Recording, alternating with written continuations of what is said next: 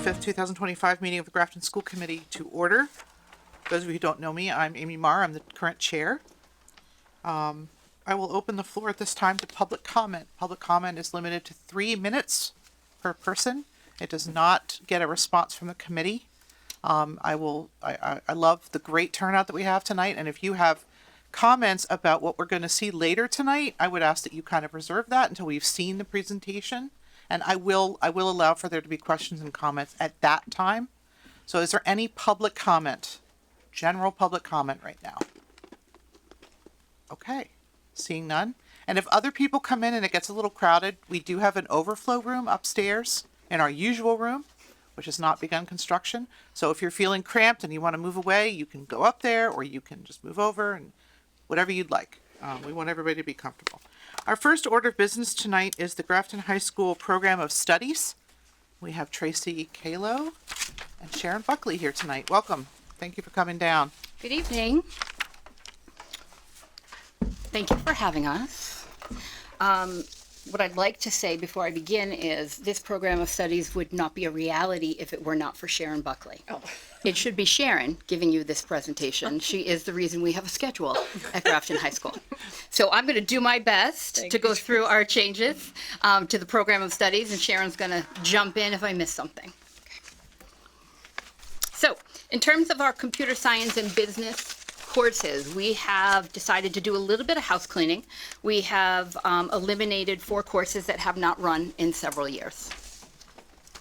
In addition, we have enhanced several courses. I'm super excited about the fact that our advertising course is now co-taught with a video production teacher. Students are now able to work with Tom Walsh and develop TV commercials, different publicity campaigns, and plan events. In addition to that, we made a change this year in terms of our business studies and business applications class.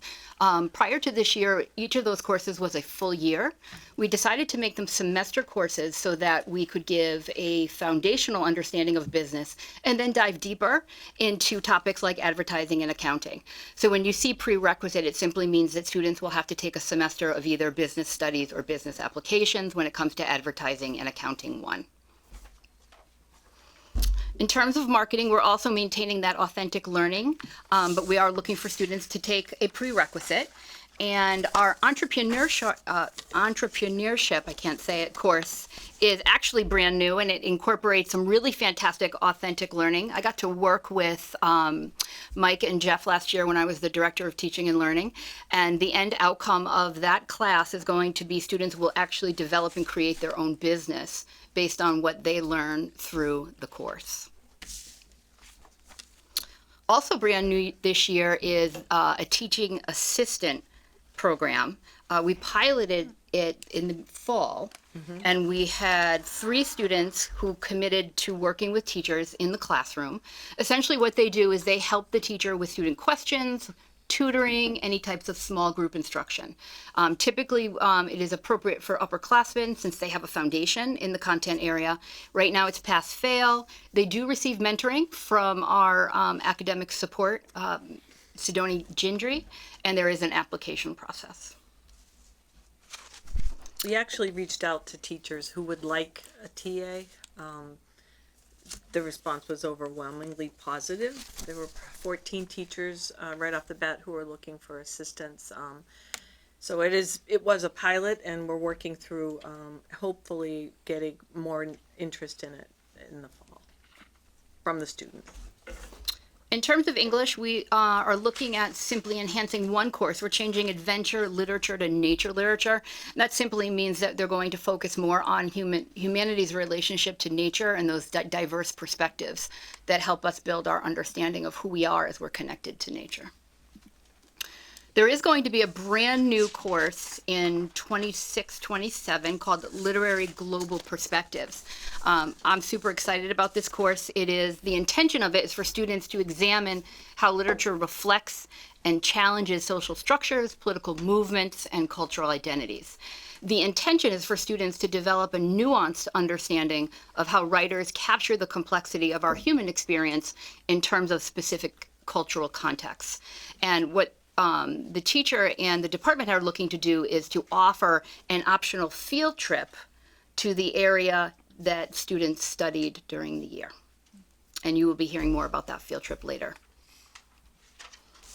In math, we did just a few adjustments. In terms of descriptions, we have changed the description of Algebra Geometry 1, CP Level 2, because there is no more Level 2, it's a homogeneous group. And we just changed some language around quantitative reasoning. And we are actually changing offerings. We are replacing advanced algebra with financial applications with Algebra Geometry 3. And our algebra functions and operations class will no longer run. It's just simply not needed for students to be prepared for college. In science, we have a slight change to AP Biology course description, and we have a very exciting new offering coming through the Project Lead the Way curriculum that we have been adopting. It's called Engineering Essentials. That introduces students to engineering concepts that are applicable across multiple engineering disciplines. Social studies, we adjusted all the course descriptions simply because we are looking at reviewing all of our history classes through a chronological approach, but that is still tied to a thematic study of how history is a conversation around all of humanity's shared experiences. World language, we've eliminated Latin. And in wellness, according to DESE, students do not need a fitness test anymore. And that is it. Any questions? Questions from the committee? Yeah. Laura? Thank you so much, Sharon, and thank you, Tracy. Exciting. I'm so excited about Project Lead the Way. It's great that we're adding in some engineering. I know, and that was through a grant Yes. that we received. For people that don't know that, this is a little bit out of left field, but I happened to run into a concerned parent at Wegmans on Saturday. Okay. And I said, oh, well, it's kind of good timing. Yep. She was asking particularly, and I think if you go back to your history slide. Yep. I guess, and I can't remember the name, which is why you shouldn't stop me at Wegmans because I'm over. But there used to be a class that actually kind of took like a deep lens at like the Holocaust and things like that. And I was wondering where, and this you might not know offhand too, where it was being taught, and do we still have classes that are kind of looking at?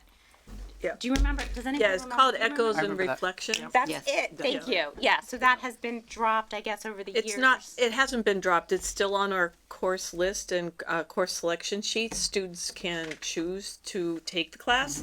What happens is at the end of the course request and scheduling process, if we don't have enough seats to justify running the course, it doesn't run. Gotcha. So we haven't eliminated it. We keep it there. We encourage teachers and departments to kind of drum up their own business, right? If they really want that course to run, you need to talk it up and talk with students about it. So it's still there, and it's taught by our social studies. Yes. Mike Dowdle has taught it. Awesome. Thank you. I know I could have emailed you, but I knew I was going to see you guys. So I appreciate that. I'll let her know. And yeah, talk it up to your children because Yeah. it's an important topic, especially right now. So for sure. Thank you. Great work. That was my only question. Thanks. Madam Chair. I'll go with Rebecca Sorry, and did not Christy. see. Sorry. It's really hard to see as we I get know. used to this new room. Yeah. We'll figure it out. I know we're not getting know any the pity TV from that the we're select wearing. board members. I had one question and one comment, but for the teaching assistant one, it's a comment question. Are there plans / hopes to maybe expand it to middle school? Because I feel like it would be a wonderful opportunity where less students, thank you, students might be less intimidated, sort of Right. being mentors in a middle school Yeah. or a high school. I would like to offer some clarification around the TA, right? So it doesn't have to necessarily be your NHS student that's similar to the NHS peer tutoring. Rather, there are many students who just click and get a particular subject and topic, and they have a knack for relaying that information to a peer, right? So that there is an application process. They will apply. They have to get teacher recommendations. They have to have earned, I think it's a B or better in the course that they wish to be a TA in. Makes sense. So Okay. we're excited about it. We're I would love to hopeful see that that it'll, expand. kind of grow as it goes. So. My second question is, am I allowed to take the Literary Global Perspectives I course? know. Because it sounds amazing. Doesn't it? I'm excited to hear how that goes. Thank you. Laura says I We can have some take it. pretty innovative thinkers in the English Yes. department that are That's- looking for new and different ways, right, to expand I love that. courses. So, Thank you. yeah, you're welcome. Christy, go Yeah, ahead. Madam Chair. Quick question. Our graduation policy as it stands right now, IKF, and as it has stood for the last year and a half, requires 4 years of a gym. Are you requiring that in the high school at this point? No, we require 3 semesters worth of phys ed and 1 semester of health. And per DESI guidelines, that does count towards the state requirements for wellness classes. I researched this pretty thoroughly, vetted out in networking groups. I can provide you with information on that, but many schools are following that same model. So would you like us to change our policy to match your practice? To match it in the program of studies or our in policy school committee manual. policy? In the Grafton policy manual, school committee policy manual. Right. I don't know what it takes to do that, so. Not much. No. Okay. Well, it depends who you ask. We're good. We'll take a, the Well, answer is yes, consistency's we'll sake, take a I look at imagine it. then. Go ahead. I did have another question, building off Rebecca's on the global literary perspectives. Do I understand correctly that it's going to focus on a particular geography each year based on the trip, or will it focus on various geographies and then the trip will kind of pick one? The trip will pick one. Okay. They're going to do several perspectives and then they'll I pick one. got it. Okay, thank you. This welcome. was great. They're really. kicking around Greece, just so you know. I also want to take the So class. yes, so I'm going to be the chaperone. Excellent. Well, if you need help from the school committee, I think Rebecca and I are on tap. I believe Ashland goes to Greece in their high school too. Is that correct? I had one question about the TA class. You said it's a pass-fail. Can you kind of go into why you made that decision, and do you think that will Most of our- discourage students? Sure. Most of our community service and school service electives are just that. They're pass-fail. This year, because the TA was piloted, we put it in under a community service option. So that's where it'll remain, pass-fail. Do you think in the They do future? earn credits. Well, I was going to say, do you think in the future that you might make it so that students who are, especially students who are interested in pursuing a teaching career, for example, this could be a nice little segue that they could actually get a letter grade and be Right. assessed on their ability, as opposed to, yes, you helped students, you get a pass. Yeah, that's something we can I think investigate. my immediate thought with that, Amy, is that maybe we do it as an independent study, so it's a little bit more robust. And our independent studies presently are pass-fail, but I am gonna promote with Tracy that we do have those graded, because the amount of work that these students are doing in independent studies is phenomenal, and they present a capstone at the end of the year. We do have a specific rubric where they have to be detailed about, their plans and outcomes. So we're working on that. So I'm thinking maybe the TA, we tied into independent study. Great. Any questions from the committee? Questions from our student reps? Actually, a quick question. How does the pass-fail work towards the GPA? It does not Doesn't impact impact GPA. That's all. Any questions from the audience? Okay, awesome. Thank you very much again you. for coming out tonight. We appreciate your hard work. You're welcome. Thank you. Thank you. you Nice both. seeing you. I know. Anytime you want to sit back up, Tracy, there's room. I believe we vote on this, do we not? Yeah, don't we have to approve it? We approve this. So I will take a motion. Madam Chair, Yes. I motion to approve the program of studies for 2025-2026 as presented. Second. Motion made and seconded. Any further discussion? Seeing none, we'll move to a vote. All those in favor? Aye. Motion carries. Thank you. We're gonna move on to the fiscal 26 budget. Dr. Cummings, take it away. All right. Start with just a brief overview of where we are today and what led us here for at least the past 6 months. Obviously, we've been talking with the school committee developing a preliminary budget since late summer. Recently, the town administrator, Evan, defined our funding, the gap between that preliminary budget that we came up with to have a level service budget. So to keep the same educational programming that we provide this year, to keep it next year. That budget and the defined funding that we expect to receive, that delta is about $1.5 million. So over the last couple weeks, we've been working to develop a reduction budget. So basically, a scenario whereby we would close that $1.5 million gap. That's where we are tonight. I'll discuss the preliminary plan, obviously, in the next few minutes. And then April, May, state and town funding is finalized. That culminates with town meeting in the spring, and we're off into the next fiscal year. We have a great thing going on in Grafton that I believe is sometimes taken for granted, if you will.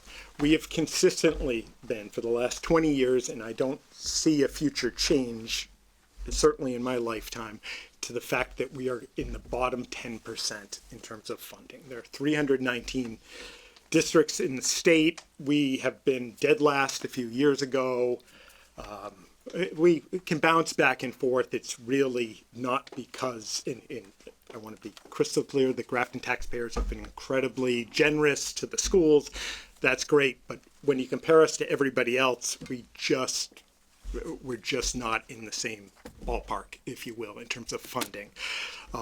So when we move up, that's generally because other districts have fallen apart and moved back.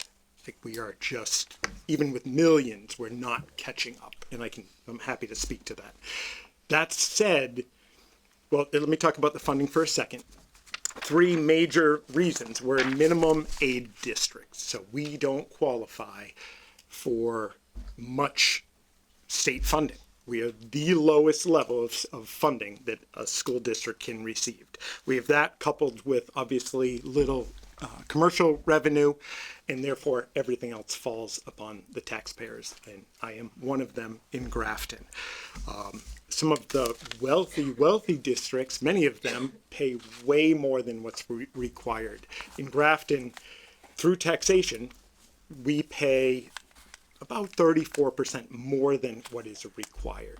Compare that to a Westboro, and even Westboro is below the state average, believe it or not. They're at 54%. And I'm not advocating that we become Westboro. They're different. They have more commercial, etc.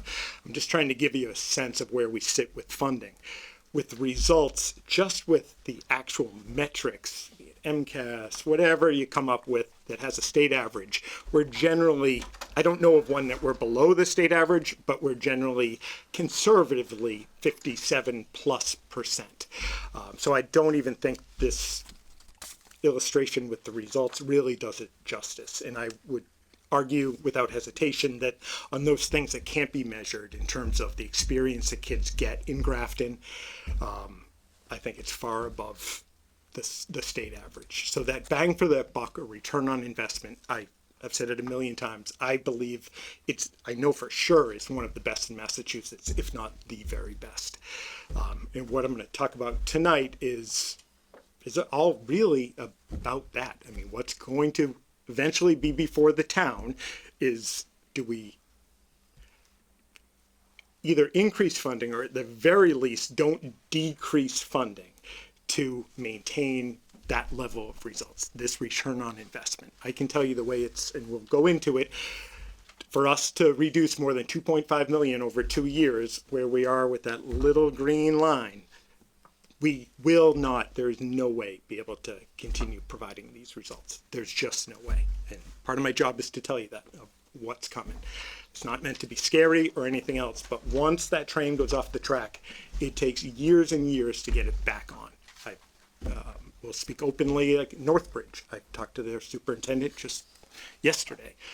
They are working year after year to try to get back on track. It's incredibly costly. It's incredibly hard, and most districts can't do it. And my hope is, obviously, as superintendent, to provide my best thinking and advice. And my hope is that we don't push the return on investment that we have further than it can be pushed. This is just an overview of since 2015. You see that continual increase. This is standard, if you will, across all districts. You're going to see that continual increase. Wages, just general costs. You can see back in 16 and then for 21, we had the overrides. Those were both designed with thoughtful plans in mind to keep us stable and whole for the following 5 years. The promise, if you will, when we had those overrides was you're not going to see us again for 5 years. We're not going to spend it and then come back in year 4 and ask for more funding. Even with COVID, we've somehow managed to do that, but it certainly hasn't been easy. Much harder in the second, after the second override. But that's kept us afloat, and that generosity on behalf of the taxpayers has got us in a positive way where we're at today. So if you look at just the operating budget, so the budget that is approved at town meeting, we go up by 6.69% between fiscal year 25 and 26. I do want to give some context to that.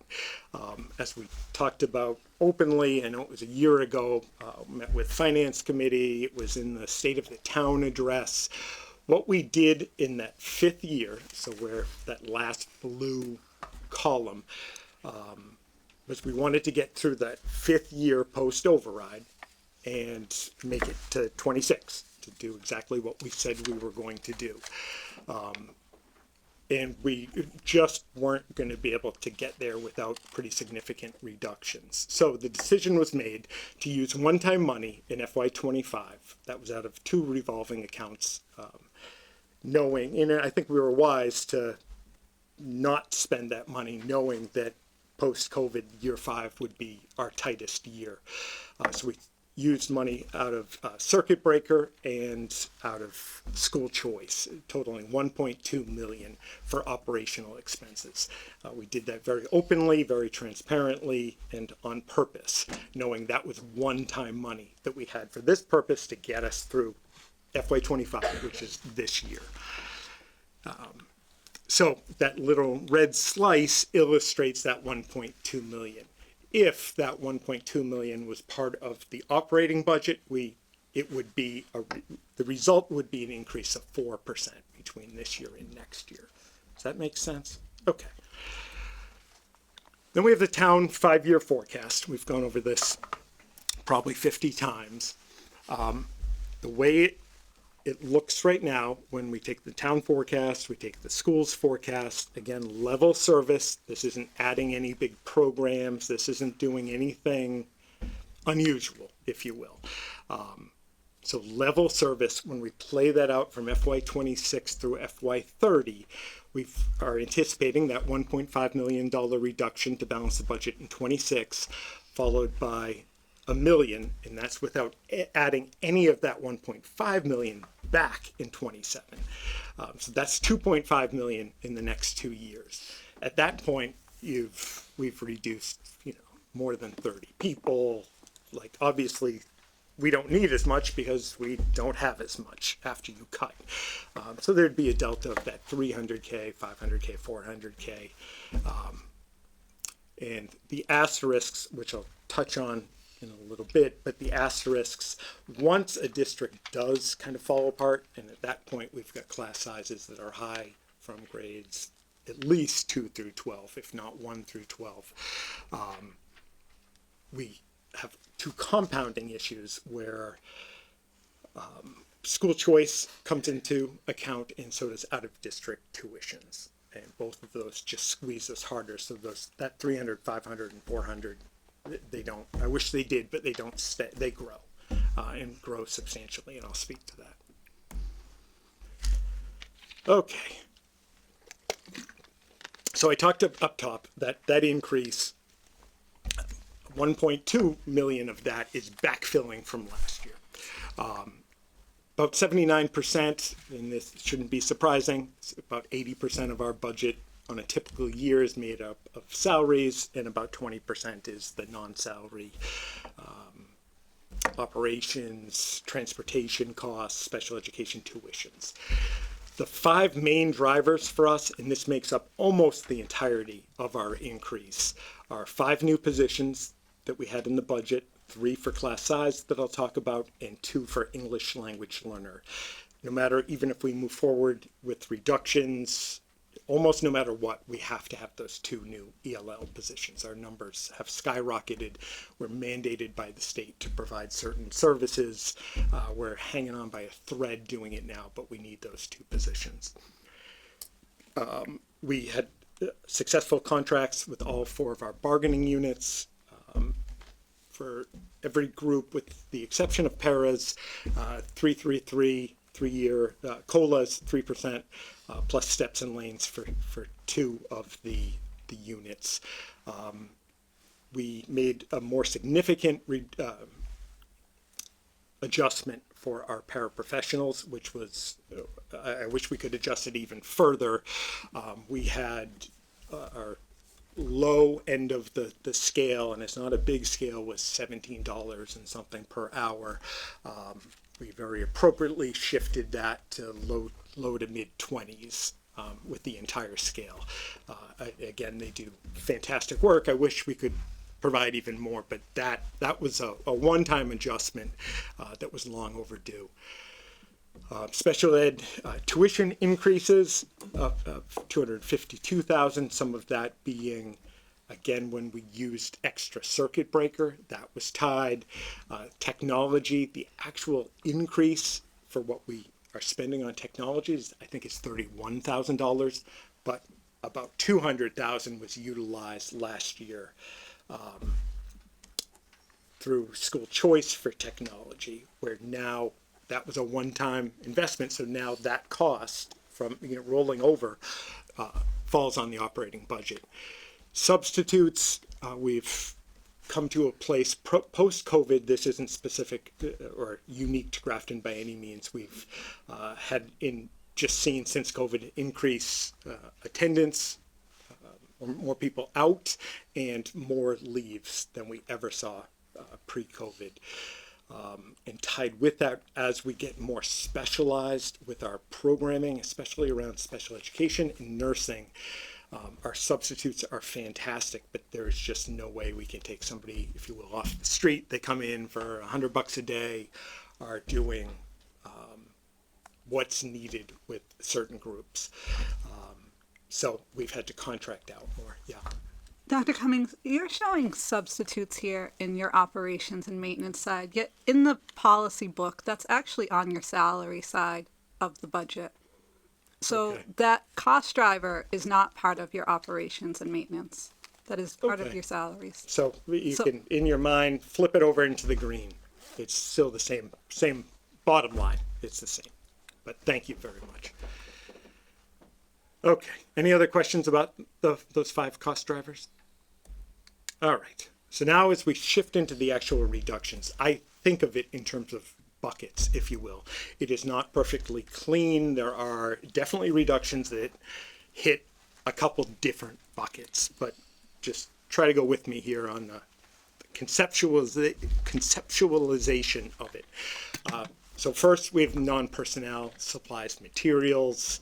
You know what that is. That's in that 20% that isn't personnel. It tends to be around supplies and materials because you really can't just go after transportation. You can't say, oh, we're not going to pay this tuition. So it's typically around supplies and materials. Then there's class sizes. I'm going to talk a little bit about that. You'll see up there I put lack of EOS. That's economy of scale, which is just a reality for us. So 2 things that are important to realize with class size is with economy of scale. I gave the example. You have a grade level with 115 students with 5 classrooms, that's 23. That one reduction pushes it to 28.75. You could see at a larger district where they have many more sections, they can obviously make a reduction and it has an impact, but it's not 6 kids. So keep that in mind with economy of scale. and enrollment, I took this directly from that NESDEC report that was done last spring. And they looked at, with the approved projects in town currently under construction, potential impact to enrollment in the next 2 to 5 years. And they lay it out. Of course, I have no way, nobody has a way of knowing, are these kids all going to be in grades, 3, 4, and 5? Is it going to be a trickle in? Any way you slice it, we're seeing much more movement in than we are out. So when I think of a class size of, we'll talk about grade 2 being 23, I've got this in mind. And it's not a fear tactic, but we won't end the year at 23. I can promise you that. It would be great if it just slowed down for a while and I could retire, but it's probably not going to happen. Let me just go back. So class sizes, programming, that's world language, electives, music. World language is a good example of being in 2 buckets. We're going to talk about the possibility of eliminating French programming. Those students are going to therefore take Spanish if they take a foreign language, because there isn't an option otherwise. Those classes are going to obviously increase. So that's just one example of something that could be in 2 buckets. And then supports, counseling, we're going to talk about human resources, nursing. We've got supports in place.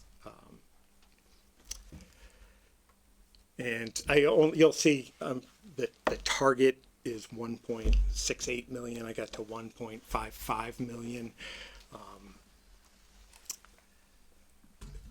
I'll be able to speak to that too. So before I dive into individual positions and run through that preliminary list, I worked hard to protect, if you will, kindergarten and first grade, and to the best degree possible, second grade as long as possible. I mean, what we're doing in Grafton, I don't have a book I can go to that's like this is how you do reductions, but generally what you're seeing today is what plays out in districts everywhere. You don't go after kindergarten, first grade, and second grade first. You try to establish that foundation, and then if you have to make reductions further up the line first. We do have to cover unemployment. The number that we're using is 18,000 per person. That's, obviously we've had discussions with Mary and Evan and came up with that number. So when and I'll speak to this, but when we anticipate unemployment being a factor, we add in that 18,000, and that obviously we've got to cover in the end. So to cover unemployment, we have to reduce further. As best we can, we take into account retirements and planned resignations. We have people that tell us ahead of time, we're moving to be with my family in New York. It's our loss, but if we know that, we can kind of try to plan around it to reduce the number of people unemployed. And the same with retirements. We don't have a lot of retirements. People tend to overestimate how many we get every year, but we get a handful. And we still might get some between now and the end of the year. That does happen. Bumping is the actual, basically, process that we have to go through for reductions. I mean, we have contracts, there's seniority, there is reduction in force language in the contracts. It's not just, you're just picking X number of people. It just doesn't work like that. It gets super, super messy with seniority, certification. There are just a host of things that have to be considered. And all it takes is one person to, say we had it figured out for some certain grade level, we were going to have to make a reduction. We had this plan in place, but somebody announces they're not coming back, they got a job somewhere else, they're moving to Texas, whatever. It just, you don't have to start over, but it gets so messy. We're going to work, and it's obviously, it's their careers. It's something we take very seriously, want to get it right, but boy, is it complex. And then lastly, as I kind of just mentioned, we have a lot of work to do to define this. What you'll see today is generally rounded numbers. We have some people, there are a couple that we think might retire, but they haven't officially announced it, so I'm not going to put that number in front of you, but it's close to where I think we'll be. And it's February, so we still have a million things going on. We just had the bus bids close today. I don't know what that came back at, but whatever that number is, that's big. That's impactful for us. All right. As always, I should have said it at the outset, feel free to jump in anytime. I want to be cognizant of, like I could talk at length probably about all of these. They're all important positions in my mind, and the people are top notch. So I'm going to already tell you I'm going to feel like I'm doing a disservice to them, but just ask me questions. You may have questions that are just I don't want to give an answer that I'm not really sure about. If it's some in-depth French thing, I'm not going to know it, but I can get the answer or have the building administration come to the next meeting for whatever it is. So Kathleen focused on non-personnel reductions. She looked at around 40 non-personnel budget lines, as I mentioned earlier, for the most part around maintenance supplies and instructional materials and supplies. And with that, came to $162,000. We are going to, this year, I was hoping to potentially keep it up. I like the model, but we just can't afford it. Where we had two co-principals at Grafton High School. So with Kevin Carney will be leaving us at the end of the year and relocating. With that, we will hire a second assistant principal and savings of $30,000. That's probably, out of the whole list, that's probably the easiest, most straightforward. For FY26, so 25-26 school year, we are going to eliminate the human resource director positions. A position, it's a singular position that Mandy holds.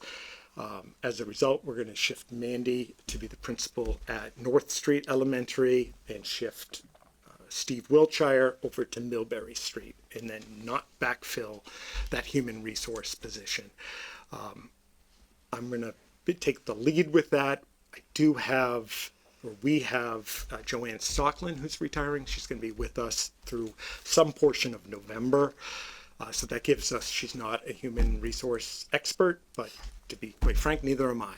And she is going to just work with me and help offset some of that work through November.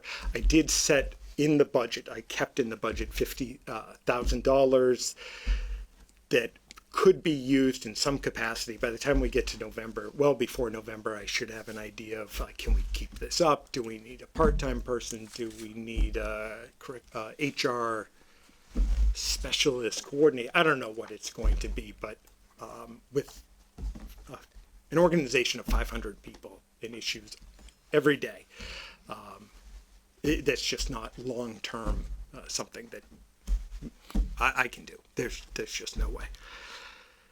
The 0.5 preschool teacher, we may have decided to do that anyhow. It gives us less flexibility going down one half-day preschool section, but the way our numbers look right now, I think we're going to be okay with that. We hate to have anybody go from full-time to half-time, but that one is probably the one, my number 2 most comfortable with, in that as it stands now, and it's February, I think we'll be able to make that work okay. We're going to cut our curriculum department in half. We are a school system, so anytime we decrease teaching and learning supports by 50%, obviously I'm not a huge fan of it. We do have 2 large, significant curriculums that we've implemented. It's going very well. Math at the secondary, or 6 and up, and literacy at the elementary level. I should start pointing out, when you see that asterisk next to the position, that's where we anticipate that through bumping, we're going to have a we're gonna need unemployment. I have a quick question on the 3 curriculum coordinators. So when I look up the salaries of curriculum coordinators, they're in the 80s to 90s. I don't understand how 3 equals 187. That's where the bumping comes in. Is that from moving Steve Wilshire? No. No. That What would is- be, some of the curriculum So- coordinators are gonna bump back into the classroom. And when they do that, they're gonna keep their teaching salary, whatever they were at, they're not on administrative salaries. And the person reduced, I don't know their exact number, but we have that, is gonna be 63,000 or whatever it might be. That's the difference. So with that asterisk, then, if they're being bumped, wouldn't they not qualify for unemployment? No, Wouldn't that they- person that was The making, other- say, 63,000 is gonna be getting. But it's not unemployment. 3 people that qualify for unemployment. Yeah, is it's that gonna correct? be. Say it again to me then. Okay. Those, and they may not, this is where it gets complex, in that you could have somebody who is picking on the curriculum coordinators, but realize this could be anything, or any of these positions that we talk about. They could say, I love being a curriculum coordinator. I want to go work in fill in the blank and leave us. If not, and if they have the certification, they're going to they're going to move into whatever their certification is, high school, film, whatever it is.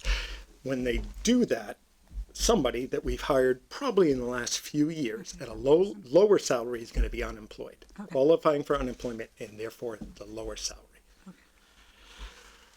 A nursing position, we're not sure which one that's going to be at this position, but we know it's going to trigger unemployment. Obviously, we have a lot of nursing needs. We've increased, but we're still struggling to cover all our needs. It wouldn't wipe out field trips entirely, but most of our field trips, we have to have somebody from the nursing staff attend, and obviously decreasing that number, and you still have to have nursing staff at the schools. That's what that is. The tech position, Maureen Malloy has taken over. We went from tech director to tech coordinator. She has been just doing a fantastic job.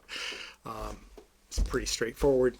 That would trigger unemployment, and just, I think we have really great responsiveness to our tech needs, but that would be decreased. Maintenance, I'm not going to say the unemployment on everyone. I'm sorry, I'm in this pattern here, but we've got a retirement, and we won't fill that retirement. So we're bare bones. We're down to 5 people in that department with 600,000 square feet, but they are doing fantastic. They really are. That world language position, the teacher position, we would, at the high school, we would be eliminating French at the high school. That will leave only Spanish as a world language.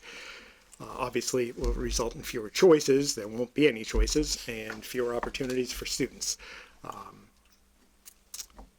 Dr. Cummings? Yes. If you're eliminating French at the high school, wouldn't we then eliminate French at the middle school as well? Yes, but that teacher wouldn't be eliminated. The She'll be middle moving schools to are part of the Spanish. teams. So thankfully, that teacher is certified in both Spanish and French. So obviously, we have kids currently taking French. There were 2 seniors, I think 13 juniors. We have a 2-year language requirement. If we go down this road, going back to policy, the policy is, or the requirement is 2 years of the same language.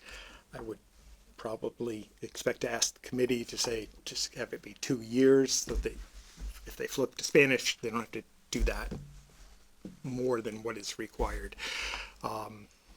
They do offer French and Edgenuity, but we don't have a French teacher to be there to support it. So, Mandy speaks French. I'm sure some people do, but I'd be lying if I say they all just jump onto Edgenuity and it's, it's lovely. No problem. It's, we don't have anybody therefore on staff to help when they get stuck. If I can just interject real quick, the French and Edgenuity, at least as of last year, only goes up through 10th grade. It's French 2 and French 3, and that's it. We've, I We think, frantically looked for supports. Virtual High School doesn't offer it. Brigham Young doesn't offer it in their online program. Yeah. There might be a new online program that offers French, but that's also going to cost money.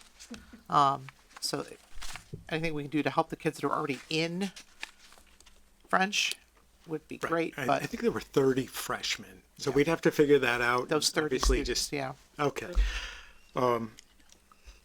Okay. Career counselor position, I think it was 2 years back. We worked hard to finally get this position. We would reduce it. We'd still have our typical guidance department. We met Sharon tonight as the director.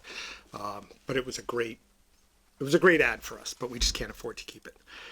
The science teacher position, Miss Konas, who is phenomenal. If your kids have had her, I'm sure they say wonderful things. She is moving out of state to be closer to her family. Huge loss for us. So we won't fill that position, and we're going to get creative. We've got Jay Cody, who's wonderful in manufacturing. He will still do manufacturing, but pick up 1 or 2 science offerings. Yes. Does that mean then that there will be fewer opportunities for kids who are interested in manufacturing because we're Yes. just not going to have as many sections of that? Yep. Okay. And class sizes will go up in science. It won't be, 50 kids a class, but obviously there's going to be an impact. Special education position, that's at the secondary level. That's also tied to someone relocating. And we think we can move some things around and cover that need. The math intervention position, just this past year, we added that position. I hate to see it go. Robin Bergen, who again does a fantastic job, is in that position now. She's been here a long time, and she would bump. I didn't put an unemployment on that. There's a move that I'm aware of that just hasn't become public in that school with that teacher's, colleagues yet. So setting that at 65,000, and I expect that to change by about 10,000 in the coming weeks. But I want her to be able to do what she needs to do in terms of transitioning. So that eliminates the work we've been starting to do in terms of advanced math and takes away math intervention. If we weren't looking at budget concerns for the coming years, Chris Starcheski had on the want list wanted to actually replicate this with ELA. That obviously didn't go far in the current climate, but the potential is great for that position. With that, 7th grade, they're going to reconfigure teams. They would go down 1 teacher, bump class sizes up. When I say 25 plus, just going back, that economy of scale and kids coming in that's not fixed by any means. The 3 that are highlighted in yellow at the bottom, I want to be real clear about this. These are the 3. Early on, I talked about adding 5 or requesting 5 positions. The 2 ELL that we just have to have, and then those 3 positions.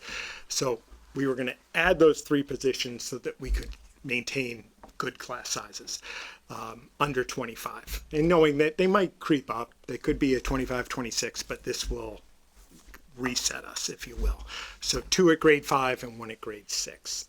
But those obviously aren't going to trigger unemployment because they aren't actual positions at this point. All right. Music teacher at Grafton Middle School. We have 2 teachers there currently. That the second teacher was added because if you know Mr. Singley, he does yeoman's work, runs around like a one-armed paper hanger, and we finally got him a second position so we could increase our offerings, actually have the band lessons, increase our scope for music education, and it was wonderful, but it's on the reduction list. Special education, that would be unemployment. Special education teacher at the elementary level.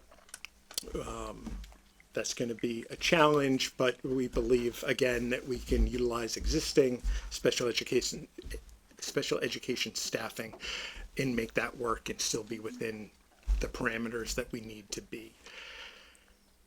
I talked at the outset about trying to do my very best to, as long as we can, protect kindergarten, first grade, and when we can, second grade. We're gonna just have to have that second grade teacher that's gonna make class sizes on day one at 23 plus. I do expect, I keep saying it, but I expect that to be above 25 after, probably not too long. And that's just, it's a challenge no matter what. But if you've been in a second grade class, and our second grade teachers are awesome, but it's a challenge. And then lastly, I've got 4.2 FTE teachers. So these are full-time teachers that would be going to a 0.8 in terms of FTE. That reduction would correspond with a decrease in the number of sections at Millbury Street Elementary School. So if you have fewer classrooms and classes, we no longer have to have, it's not optimal, but we can make do with 0.8. So that's the 4.2 of 4 salaries, totaling that. And that gets us to 1.558 right now. I do know that's not the number that I set with unemployment. It was like 1.68, I think. But it's close, and as I hope driven home, like there's going to be flexibility. Hopefully the numbers, there's going to be enough change where we're going to be close. Dr. Cummings, Yeah, of course. can you speak to why it's a grade 2 teacher and there's nothing about like grade 3 or 4? That they were already at a point At that with point. That's with what I was- cutting a teacher there. I mean, I'm saying this off the top of my head, but it pushes them into 31. Yeah, way higher. on Got day it. one. That's what I assumed. I just wanted to make sure. We do have some, We obviously. just don't like second grade. We do have dips and we have pockets of enrollment. Okay, thank you. Any, What's, if we have to cut more to get to the 1.68, what's not here? That is, if we have to, the next next would most likely be it would most likely be electives, more electives at the secondary level, and probably elementary band. Okay. In that's you start getting into what's mandated, what you have to have. We don't have to have. It's great. I think 500 kids do chorus and band at the 2-6 level. That's awesome, but it's not mandated. It's not also tied to contracts, which I hate to even think like that. But if you get rid of related arts, so gym, art, all those, you suddenly, the teachers literally don't have a break all day, which is not going to work contractually.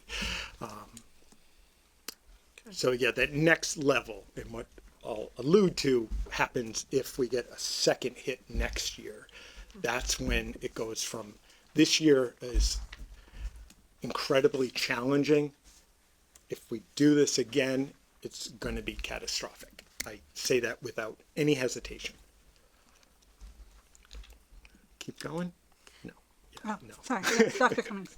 So, the 1.6 million was with the unemployment and such, but initially it's 1.5 million. 1.5 million is 3.12% more than what you're getting, correct? Current. I'll trust Okay. you. Thank you. Okay, so you're taking the majority out of salaries. Why are we not taking 3.12% out of salaries and 3.12% out of operating? If you did that, you would be taking $304,000 out of operating, and then hence having less salary reductions, less teacher reductions. Yeah. Not operating really, or I guess you could. use Operating and maintenance is But what- the non-personnel, Sure, non-personnel. that's an easy one. I'm not saying you're making it sound easy, but people be, just cut that. We don't see it. You don't necessarily feel it. We don't have that much to cut. It was hard to cut 162. 100, yeah. Yeah, I promise you I'm not tricking you. If we look at the actuals, Yeah, but the actuals, and I know we've had this conversation, we probably don't want to go into too much tonight, but like things come up constantly that we're moving things around and we're freezing the budget, I think, tomorrow. So, and we do that every year. That's like, I'd love a ticker tape parade, but the fact that we pulled this off is ridiculous. But we're every day working really hard to make this work. In jumping ahead, this is just a sample of ongoing unanticipated costs. Just a sample. I could give you 20 things. That they're real things that people don't really, I mean, somebody could get on Facebook and say, oh, the water didn't seem hot, and maybe they find out. But a lot of it's the behind the scenes stuff that we're able to say, like, I don't know, we used to put money for me to go to conferences. I haven't been to a conference in a decade. Like, honest to God, and that's okay. But Dr. we do that Cummings, all over the place. I mean, if you're cutting constantly. HR and then we have a line item in operating that says an HR office supplies is 20 grand, why? Yeah, we still have to run HR. We have 500 But you're spending people. $50 on it. The actual is $50. Okay, I can promise you, and maybe I can look at that line, but I can promise you the organization of 500 people doesn't spend $50 on HR. Like that I can promise. But if we align the budget towards the actuals, Okay, but I'm telling you the actuals, when you look at 24 actuals, that's the end of ESSER money. right? And we're just trying to keep the ship afloat. So we, like, I I'm think you're not going doing to a live and great die job, Dr. on. Cummings. I'm just suggesting that if your operating is going up by 9%. Right. And And how I'm much suggesting- of that increase was offset through revolver? I don't last year? know, because Okay, it's then very that difficult We can to- share. We can totally share. Oh, I'd love to have that discussion. I can't wait. So Dr. Cummings, I think one thing, and I know I've discussed this with you before, when you sit here long enough and you go through 3 of these, or 2.5, I guess, you once, and I've meant to find it and I didn't look. So a really great slide that you once put together was talking about how everything impacts, right? So we're sitting here and our goal is student achievement. That's what we, as a school committee, at least that is what I have really been taught to understand. But when you think, okay, yep, obviously teachers, they are, and our staff, they are our biggest asset, 100%. But when you pull in all the other things, operations, it all impacts one another. It's not just pencils that we cut. I had a complaint from a teacher about the conditions at one of the schools, that they didn't have any heat and they had some rodents and things like that. When you start to let things deteriorate, Oh, yeah. 1, it gets expensive very quickly, and 2, it does still impact learning in a different way. I'm going to promise you I'm going to find that slide because... Yeah, I know which one you're talking about. Do you? Yeah, I Great. do. Well, maybe we can find it because I do think it's an amazing slide, and it really does, at least for me hyped as it a up. visual learner, showcases like the impact of everything. Because I think, saying it as operations, if you're from the corporate world like I am, I think, oh, operations, and I hear it all the time. This person, they get paid, they don't, Sure. It's so easy to do that when we're facing uncomfortable decisions, and all of these are uncomfortable. There's something on this list that hits every one of us. It's, what our passions are. If we, and I'll go on my soapbox when we get to fees, but, so I just think it's good to look at the full picture, like just Yeah, You yeah. know, that I mean, stuff we're happens obviously gonna very keep quickly talking and it's about it. very expensive. Look what happened in North Street with the roof this year. Like, Yep. that impacts learning, that impacts our staff. It's expensive and, you know, I get it. I know we don't want to lose people. We're 80% personnel, and of course we want to protect that, but you can't run we're not, you know, it's not Little House on the Prairie. We're not a one-room schoolhouse anymore. I only say that because Little House has been in my TikTok a lot. Yeah. Go ahead. Yeah. Thanks. Any other questions before I move forward? Are we concerned about losing those related arts, full-time employees? it Because certainly- they're not happy about It going certainly down. could, I mean, this is the reality that we've talked about the past few months and how it all lays out. I mean, we've Not had just that, it's the- like teachers are gonna, if you're teaching a classroom suddenly that's 30 kids, they're gonna be looking for Right. other jobs. Like, Yep. we're Oh, gonna that could we're happen, gonna but lose. certainly anybody, we've done, I think, a very good job speaking to everybody that we anticipate being impacted. But I talked about the complexity. It just takes one change to have something else happen. So we're doing our best, very best with that. But of course, tomorrow morning, I'm going to go meet with a teacher who would be impacted to know, you know, is there going to be an override this year, next year? What happens if we do, if we don't? And we're just going to have that face-to-face conversation. But of course, she's asked for a letter and a letter from the principal. And she's wonderful, but she'd be crazy not to. Right. So we're going to have some of that too, which just adds to the complexity. Right. Even if it all somehow works out this year or next, that person on the chopping block has found a job and has decided to move on. The bumping trickle down effect has changed Yeah. multiple times since we started this just recently. two You know, weeks ago. it just keeps, it's a never ending circle. Yeah. And what's, going back, I'm sorry, to the half, special ed preschool teacher, or the half preschool teacher. Yeah. What's the threshold for, you know, kids coming out of, say, early intervention and into our district? At what point do we need that classroom back because Yeah, it's a good It question. can't I add. don't know the answer. I Okay. did meet with Nicole even this morning. We talked about it. She's tied into that pipeline, you know, Yeah, works sure. with early intervention, has a good sense of it. but you She's the don't one that told me that she's right now really comfortable with it, but I can find, I just whether you wonder have what it questions is. tonight, and Three even in the kids next come few in, weeks. Suddenly, do we need that Right. classroom? Because Yeah, yeah. we I didn't get the sense it was close right now. Good. Okay. They can't see each other. It's not me. You all Okay, have so your hands up. because we can't see, we're gonna change the rules a little bit. So instead of raising hands, because I can't see, just say Madam Chair. And when I call on you, then you can speak. How's that? Does that work? Love it, Madam Chair. All right. Yes, Rebecca. I was just approving your Okay. your plan. Move forward. So who is it that wants to speak? Christy and Laura, right? Sure. So let Christy go and then Laura. Dr. Cummings, it seems right now we're talking this or that. It's black or white. Either we're going for the override or we're doing this reduction. Is there any gray scale where we say, okay, we'll reduce some and go for a lesser override? Oh, sure, the committee could 100% do that. I mean, Would you obviously in have a concert with the recommenda- other boards.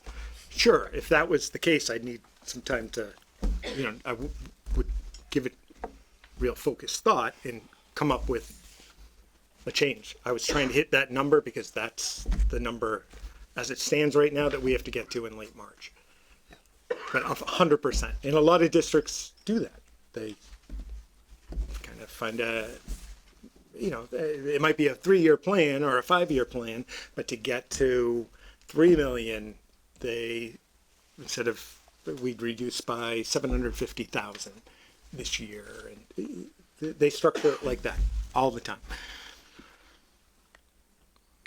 Laura. I was just gonna go back to the bumping because I just feel like it can be super confusing, and I want to Oh, it is. try to clarify maybe, just that it's not apples to apples. So let's pretend, you know, exactly like what the question was about eliminating. I think the curriculum coordinators, which by the way, like, this is amazing that we've had these curriculum coordinators. We've talked for years that we're a district and we've had one, and sometimes we've had part-time. And the fact that we've had these for even like 1 year is amazing. So when we talk about it, it's like we're 2 steps forward, 3 steps back. And I'm starting to just go through that, like, Mother Teresa, like, do it anyway. It could be eliminated, you know. But thinking about those, they're not getting, like, you may not like the curriculum coordinator. You may be one of the people that reached out to me and said they're making too much money. They don't leave because of how contracts work and how people. And that was no shade to curriculum coordinators. Nobody has reached out to me and said that. But it might, that might not be. They might bump out that new favorite exciting teacher that just got hired because they're new. So it's just, it's confusing that it's not like, oh, that grade 7 teacher and everything. So if you have questions, just ask again, because it's not the same as it is in like my job. It's just not. It's contracts. It's a whole different world, teacher education contracts. Madam They Chair. all have different certifications. Right. Secondary certificate. They're Exactly. currently working under certification number 1, but they have another certification that they can also work under. So then it goes to the seniority list. It's Right, like we're lucky complex. that we don't lose you because you have the principal certification, or we could have just done you, Mandy. I could have used you as an example. Christy, go ahead. Dr. Cummings, so this can continue to change even this evening as we talk about fees if the committee, I'm not even sure how this works as far as approving fees. I don't think that's what would happen tonight, but something to that effect will change this. Correct, and I think you know this, but also early on I mentioned like state funding. The cherry sheets come out with Right. just the governor's budget. Like that number, I'm sure you've read the paper and seen the news. This is, even Natick's looking for an override. I found shocking. I'm not expecting any huge save of, anybody swooping in to save the day, but they could make an adjustment, 100,000, 200,000, whatever, and that changes this, no question.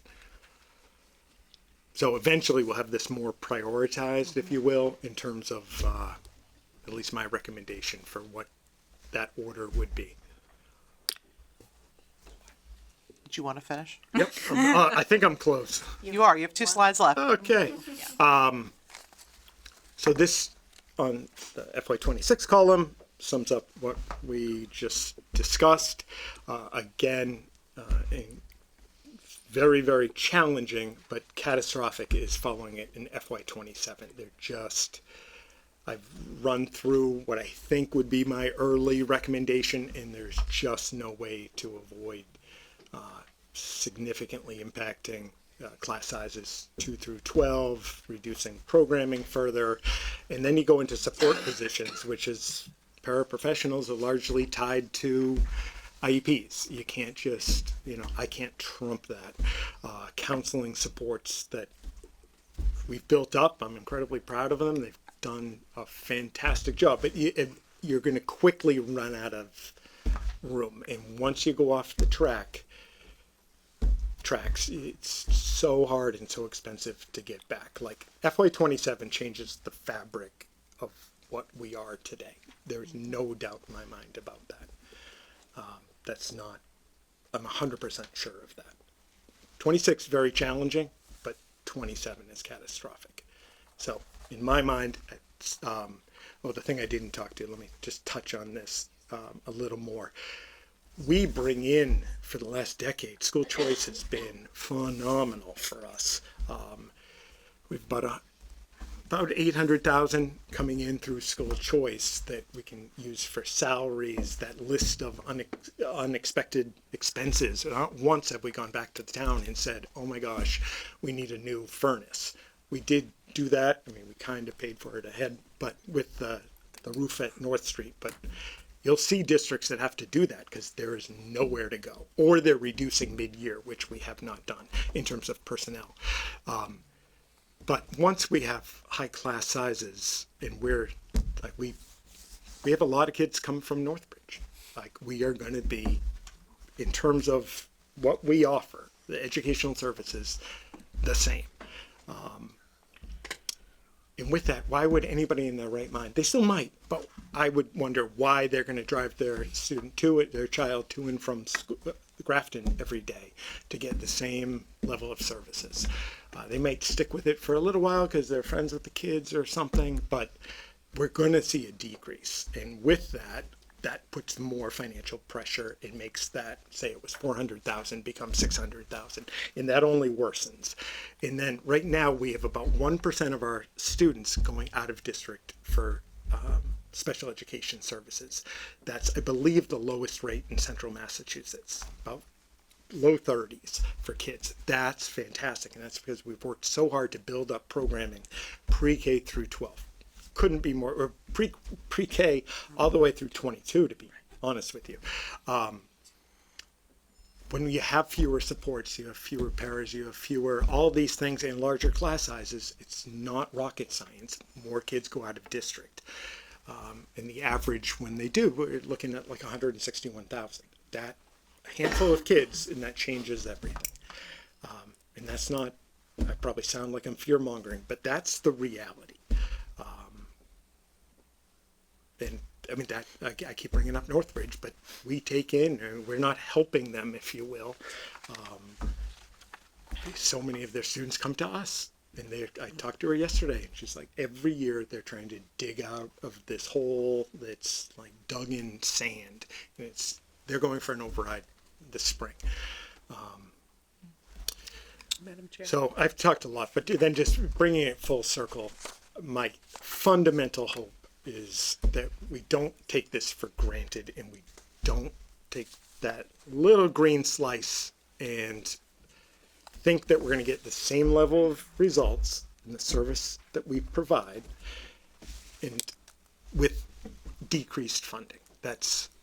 We can keep it up with more or less the funding, that level service funding. We can keep this up. I think that alone is pretty impressive, but it's just not tenable with 2.5 plus million in 2 years. It just isn't. Leora. For people that aren't really familiar with out-of-district placements, Jay, can we just talk a little bit about, if a student with special needs requires something we can't give them here, we have to pay that $160,000 tuition. Correct. And we have to pay the transportation to get them there. Yep. It's illegal not to, right? So it's not like it is not what do we do here? Right. Nope. And again, one of the, if not the lowest, one of the lowest rates in central Massachusetts. Every one of these students very appropriately lives in Grafton, and this is what they need. Even though we have really good programming pre-K through the age 22, there are just going to be students that need residential care, just need a level of service that if we can't provide it, I can almost bet you no district is going to be able to provide it. That's why our level's so low. So when they do qualify, that we pay for transportation to and from, and tuition. Typically that's for the school year and summer programming as well. And the costs can be up to, for a single student, can be up over 400,000. And rightfully so, but the funding mechanism for all of that is challenging at best. It's not the kid's fault, it's not the family's fault, none of that falls on them. Just the way it's structured isn't particularly fair. So we can anticipate that just if with a reduction in services, there's just going to be more of that. No question about it. Right. Yeah. Okay. Something. And that's all I have. Okay. I just wanted to go back for a minute to school choice. Take a breath, drink some water. No, I'm I'll good. talk for a little bit. One of the things that I hear a lot from recently is, well, if it's so bad, why don't we just increase the number of school choice kids and then we get that money?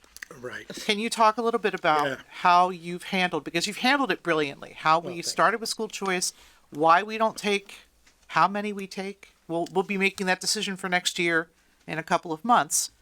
But where are we at Yep. in terms of how many we do take, and why can we not increase that? Credit goes to Brad Jackson, who used to be the superintendent in Holliston, who way back when taught me everything there was about school choice, and his key, what he said is focus on that economy of scale and filling in those gaps. In Holliston, it worked for them, and it's worked beautifully for us, where at the outset, we phased it in, but the idea was to have about 10 kids per grade level.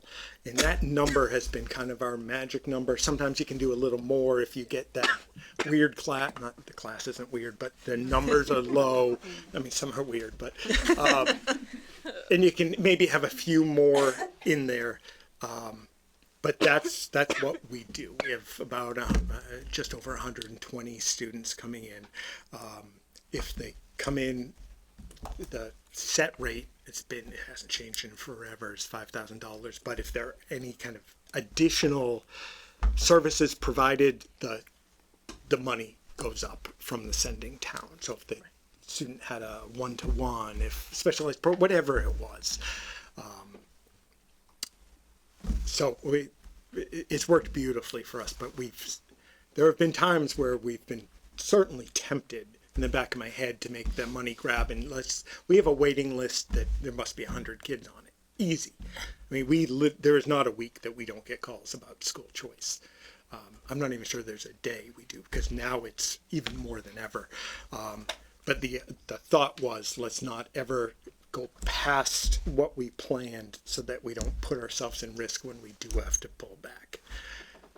And unlike sending students out of district, parents who opt to bring their kids into our district are responsible for their transportation. That's right. We do not pay that. We're not sending buses to Northbridge to pick up kids. They're treated Just wanted to like make a sure Grafton people are aware. student in every way, athletics, activities, and that's worked beautifully. Like, kids don't say, "Oh, there's school choice, Fred."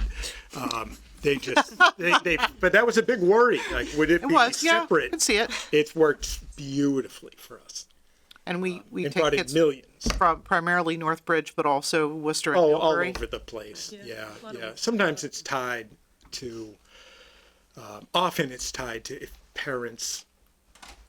Like, you'll have some outliers and you're like, where does that come from? But it's because maybe mom or dad works in that district, wherever it is, and they're an accepting school choice, so they go to Leominster every day, not for convenience, but really for their convenience. But it doesn't make sense without that context. Dr. Cummings, how does it work when we accept a school choice child who's high needs, per se, like needs a nurse or something like Yeah, that? 100% covered by the sending town. Madam Chair. Dr. Cummings, so sort of something that I think you've kind of alluded to, but it's like, how many kids do we lose to school choice currently, and how fast is that going to Typical go year up? is like 50. Okay. The way it works is it comes off the top with state funding, so it's not like people are passing checks around, the Northbridge check, and it typically comes off the top. Just give it based to on the kid, previous they'll drive year. it over. No. I'm sorry? Give the money to the kid. It's, they'll bring it to you. it's Drop it off at Not- the office. and we did an analysis of that. Most of that is with educators, That makes sense. parents. I mean, as a parent, I'm like, how many years into this am I looking at a different school district? That's just the reality. So we're going to lose a lot of kids that way as well. So we didn't talk about that, but while we're not cutting a check, it certainly comes from Yep, that it comes from our money, same town pot of money. 100%.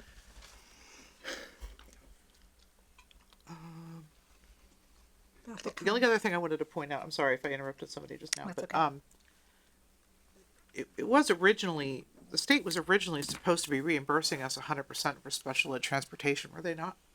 75, I think. 75? Yeah. Are they doing that? 75 over the differential. I think last year they were close, if not at Supposed to go into 75. circuit breaker, no? Close, but not quite. Yeah, I think it's in. Yes. Circuit It's breaker. in circuit breaker. Oh, that's what I Circuit meant, circuit breaker. breaker. Yeah. Right. Yeah. Oh, yeah, we definitely don't get 100% of just flat transportation. I think they were originally. We I get think 70. It might have come up as a nice 75%. idea. That would be a 75% of the delta, right? Like, so it's- there's, yeah, you have to go 4 times over the per pupil, right.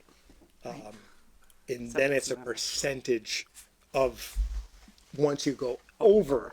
Correct. So it's not even It's- 75%. There's of an the example, total. I think, in the Yeah, that's- book about it, but it's something, but it's not. Doesn't cover it. Oh, gosh. Not even close. Somebody else have something to say? Oh, Oh, Laura said it first, hold on.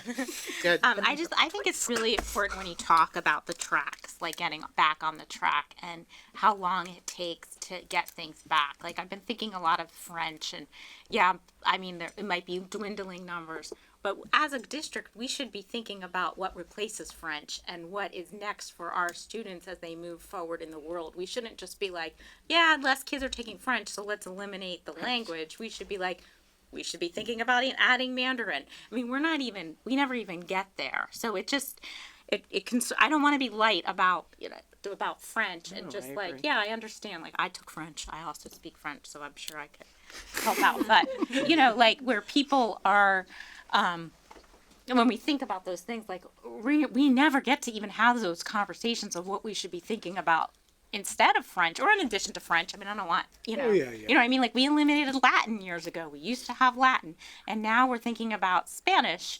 And while the state might say you need 2 years or we might say you need 2 years, the reality is college is like 3 years.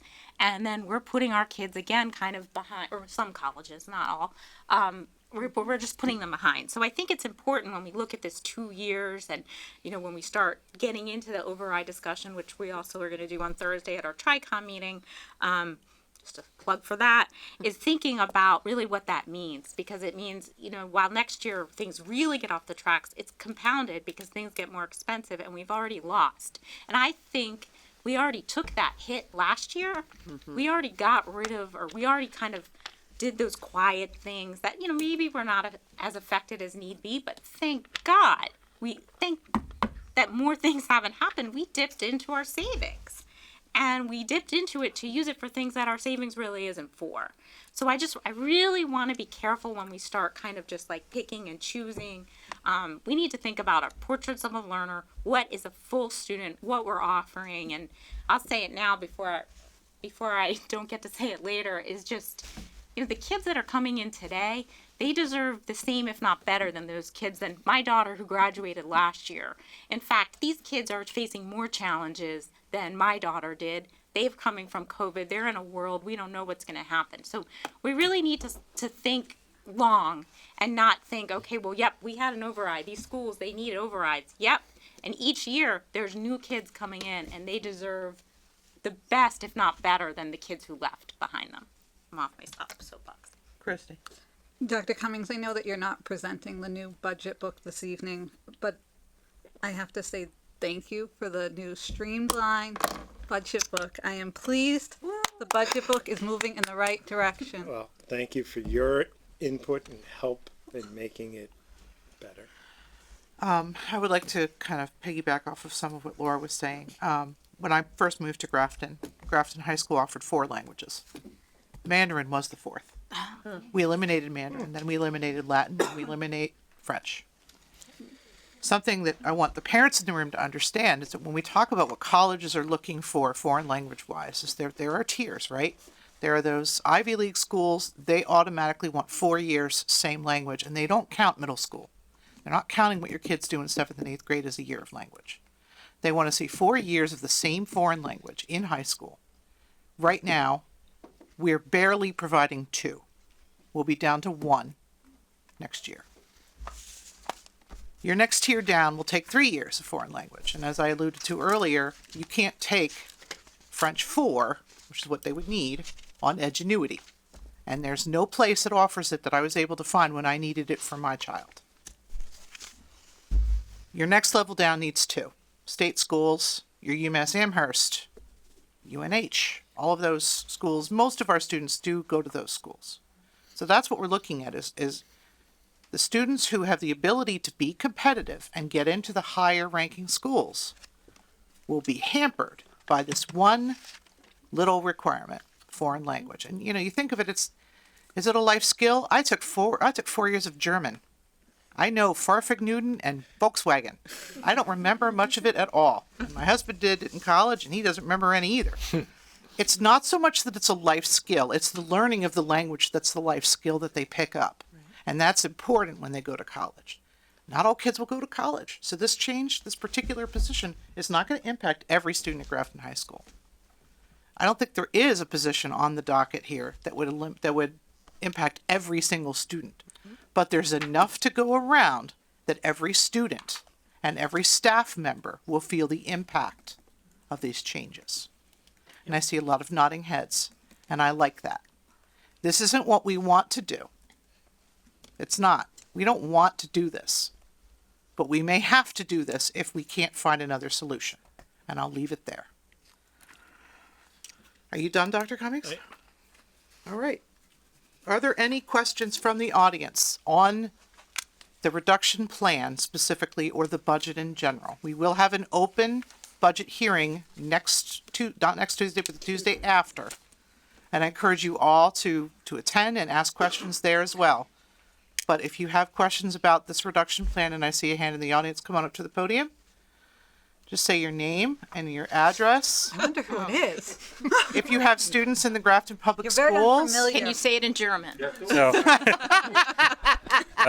Greg Marr, 36 Ferry Street. I am a member of the Finance Committee, but I am not speaking here as a member of the committee. I have one student currently in the schools and one who graduated a few years ago. I'm looking at the numbers. So the current budget for this year from the operating budget was $45 million, with the 1.2 that we put in the operating budget but took out of non-operating budget money. From my numbers, that puts us at $46.2 million for the year, with a $46.5 million budget for next year. That is an increase of $266,000 or 0.57%. Is that kind of Sounds really good. Yeah, I'll go with so? Yeah, we're looking at an increase of less than 0.6% for our budget next year. So we can see that's obviously going to be impact there and well beyond. So it looks like, oh well, we're saying we need 6%, but we're well below that, and we're getting less than 1 with this. So thank you. Anyone else? Come on up.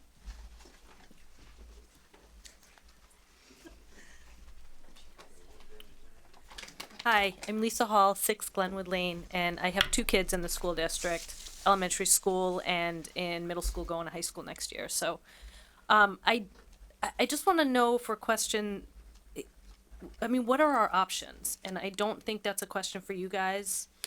You know, I don't know if it's a select board question or this is totally unacceptable to me. This is bad for our school district. We don't want to see this at all.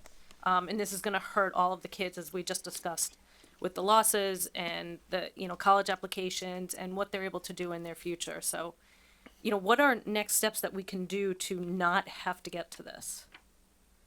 And again, I don't know that this is. No, it's a great question. So I'll say what I've been telling a lot of parents. You don't have to stand here and if you don't want to. I know it's very awkward when you ask a great question, you have a long answer. So this is a process, right? And this is where we are in the process where we have presented a budget and we've presented a reduction scenario. And the next step is going to be discussing, well, what are some of the ways we could fund to the full measure that we need? And I think you know what I'm going to say. There's some borrowing from one-time funds that could be done at the town level, and that would be a decision made by the select board. There's the we do nothing and we eat this, and there's an override. Those are in my mind, those are the 3 options. There are a couple of different scenarios that I've seen from our town administrator that break it down differently. Something we could do with waste management to get a few more $100,000 maybe. If you go back and watch the meeting 2 weeks ago, our meeting 2 weeks ago, Mr. Broussard was with us and he presented those scenarios. I think it was 3 weeks. And that is what I'm sorry, what? I believe it was 3 weeks ago. I'm sorry, 3 weeks ago because the holiday. Yep. And you can find that on my school committee page or on YouTube. He did a great job laying out what he brought to the select board, and that's where we're at. The select board, we have some members of the select board here tonight, and I'd like to publicly thank them for coming, as well as the members of the finance committee. That's how seriously we're taking it. And I can't remember a meeting like this where we had members of those boards in the audience. So that speaks volumes. The next steps will come very quickly in the next few weeks. We'll have a budget hearing in 2 weeks. The select board meets next week, and I'm sure they'll be discussing this, and we'll be working together. There's a TRICOM meeting on Thursday, and that's 2 representatives from each committee that will get together and talk about the problem. So you're going to see a lot of working together in the public eye to figure out how best to address this. And absolutely share your opinions with us, with the select board. I'm sure you know how to reach us. We have email, call. We gather all of that information from the public and we use it to inform our decisions, and we'll use it to advocate as well. Yeah, Madam Chair. Yeah. Yeah, I would certainly share. I will say that we can't put an override on the ballot. We can advocate, and as one member, I don't know the rest of mine, I am 100% advocating for it. I'm in full lock and step with you that it's unacceptable at this point. I can't speak for everyone, but they need to hear if that's something that the people want. Because they often hear a lot from people who, I mean, it's a difficult ask, right? And I don't ever take it lightly to ask people to raise their taxes. And, you know, the fact that we have to do this is such a weird system that Massachusetts came up with so long ago. And it's supposed to keep us all in line in how we spend. And I believe that we do that. We go back to our low funding. So I think it's important to reach out to your elected officials. I've heard from a lot of people, but again, we can't actually put the override. That's not our job. My job's to advocate. I'll speak for all of you. Madam Chair. Yep. Sort of going off of what Laura was saying, I feel like if it's not obvious or been really clearly stated, like, well, maybe this is just my opinion, but the way that we get funding from the state is unfair. And that's truly how I feel. And that is the crux of the problem. All of it's put on us. We then have to go ask the taxpayers to give our students a reasonable education. And that's ridiculous, in my humble opinion. I do not speak for the rest of the board, but it makes me feel very, very angry because this shouldn't be something we have to beg for. It should be something that we are providing our students because Massachusetts is a state that values education, and they do. And so I don't understand why we're in this position over and over again. And I would love for us to take some action on that as a town to, sort of contact our officials, really say something because it's unfair. And I don't want to have to ask you for money. I don't want to. We should be able to provide fabulous services because we're a great town and we're working hard and our kids deserve it. Stay tuned for the correspondence portion of our meeting tonight. I know it's coming. Anybody else? Mr. Marr. And then I see a hand in the back. You can go next. So if you want to pop up behind him, that's great. Just a quick note, Finance Committee hearings are Wednesday the 9th, let me make sure I give you the right dates here. Dates are hard. Wednesday the 12th, Saturday the 15th, that one will be in the morning, and Wednesday the 19th. So the Wednesday meetings will be, I believe, 7 p.m. here, and the Saturday will be 9 a.m. We generally cover most of the town budget on Saturday, and we'll cover the schools and BVT and I think one or two others on the Wednesdays. So everyone is welcome. It is a public hearing. Thank you.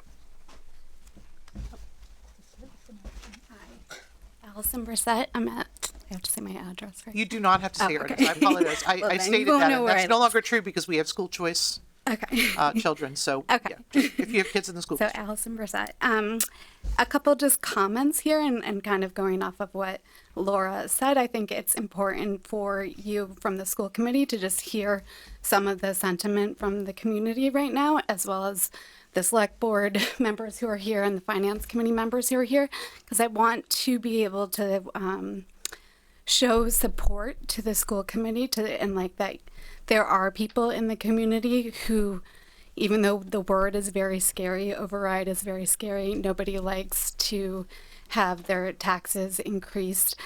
But I do want you to feel empowered to ask for that and to feel like there are people in the community that are going to have your back to like try, right? So, so that I also want to just point out that when we did the override in 2020, I heard very like loud and clear then from Dr. Cummings that he was going to do his best to make sure that override lasted 5 years.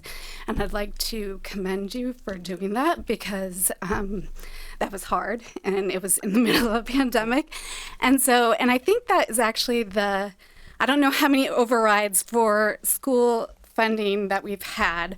I know we've had at least 2, but my understanding is that you've made that commitment every time, and you've met that commitment every time. So I think that for me as a community member, that has given me a lot of confidence and faith in you, that if you ask for money again, that you'll be able to do it again. So I feel like, you know, 5 years ago, I was up here at this very same podium, and in many ways, I feel like relieved that I didn't have to do that for like 5 years. And I'm like really annoyed that I have to be up here right now shaking that, asking you again to do another override, but just think we could all just not do it for 5 years. But there is an advantage, and to not have to go backwards and to build back up, you know, if we don't solve this problem this year, we're going to be here next year, and we're going to be asking for actually more funding than you're asking for now. So I feel like, again, just understand that there are people in the community that are big supporters of the school and want to see that happen. And then, sorry, I have my notes here. And just to reiterate, it's not, it's not the situation that we're in, I believe, is not a result of poor fiscal management. We are just here. We are override dependent town right now. This is the situation that we're in. It stinks. And I appreciate your point that you don't like to ask people for money, but there is a level of acceptance that we have to have, and that this is the state of that we're in. This is the situation that we're in, and we can either fight it or we can, take positive steps to try to fund our school adequately. And to that point, we're just trying to fund our schools adequately. We're not actually trying to go above and beyond, which is really sad, because I know we have so many dreams and visions for the education our kids will get in Grafton, but we are talking about level services here and just maintaining. So let's support that. And then lastly, I do want to say that I think it was in your last presentation, but it was said, our organization, the schools, it's a people organization, right? So when we're talking about cutting, I'll use your numbers tonight, although I missed some of the meeting. I think it's 17.3 FTEs. We're talking about people here. And we're not just talking about the people who work in the building.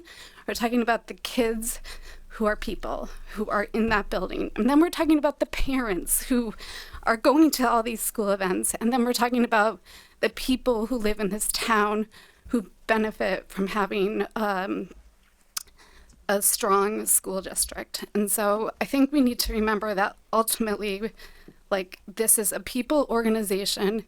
These are people here. And the last thing I would want to see is for students to be impacted because teachers' positions or anybody at the school's position is eliminated. So that's it.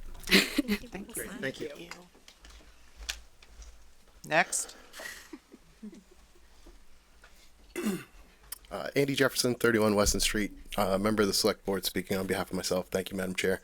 Just wanted to thank everybody up here for the discussion tonight. Thank you, Dr. Cummings, difficult decisions and, outlining and taking everybody's questions.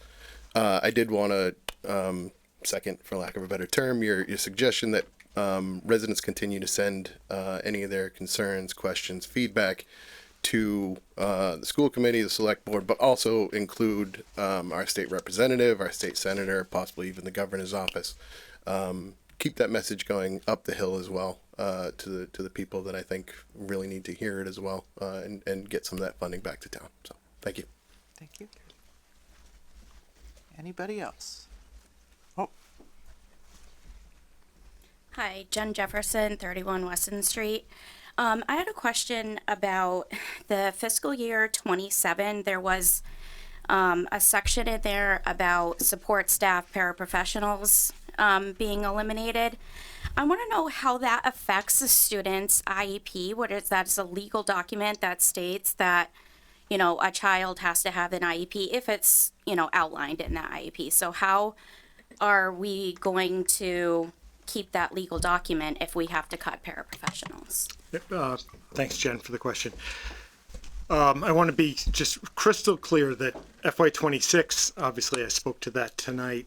FY27, what I'm putting on there is my best thinking. I spent a couple hours running through where I think we'd be. It seems like a long time from now, but it's going to be 12 months, and we're going to be looking at that. The paraprofessional piece, and again, this was just my thinking over 2 hours over the vacation. It would be the kindergarten paras that we have, paras connected with those classrooms. Those you don't want to. They've worked out beautifully for us in a lot of ways, but they are not tied to individual IEPs, so those we would reduce. And that's, again, I know I've been crystal clear. I want to be extra crystal clear. That's not, I hate talking about any particular positions in a very, in a brainstorming kind of way for 12 months from now. But those are the things we're going to be looking at. Things that we still consider them critical. But in year 2, you just don't have, there's nowhere else to go. Hi, Angelina Cray. I'm part of Finance Committee, but not speaking on behalf of them.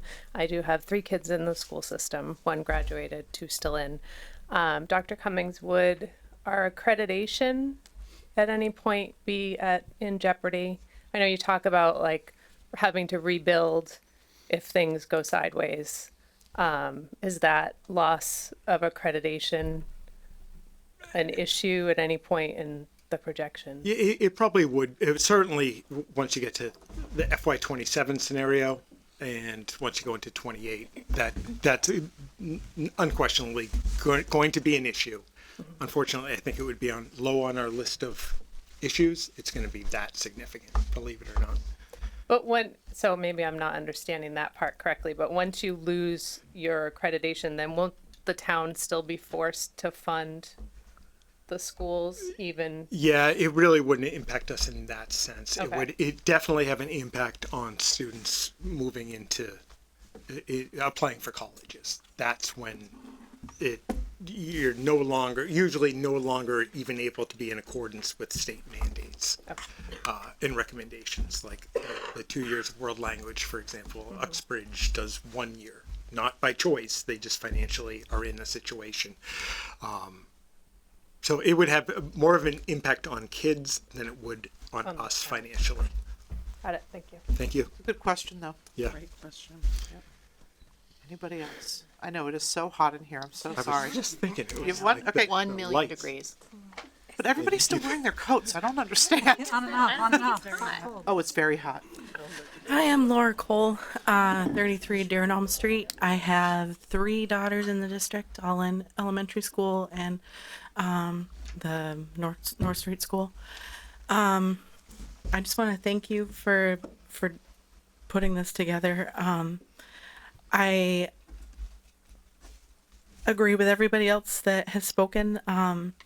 This is not what we want. I'm born and raised in Grafton. I graduated from Grafton. Things I can say I'm going back to school to get my master's in teaching, and observing at the high school and at the elementary schools. It's amazing where we have come since I graduated in 2005. And I did take French. I took 3 years of French, up to French 4. And we had it was a French 4/French 5 class with Miss Pepka. And that really did help me in college. I only had to take 1 year of French. I can't really speak much of it now, but, and as far as I don't think anyone's mentioned, the music, but I took band up until, senior year.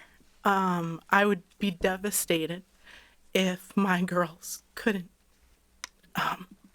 if they couldn't play an instrument. And I think that is an integral part of an education. And I know and I didn't think I was going to cry, but I know that I have a lot of family and friends that live in Grafton that that don't have any kids in the school system anymore, and I know that they would support an override.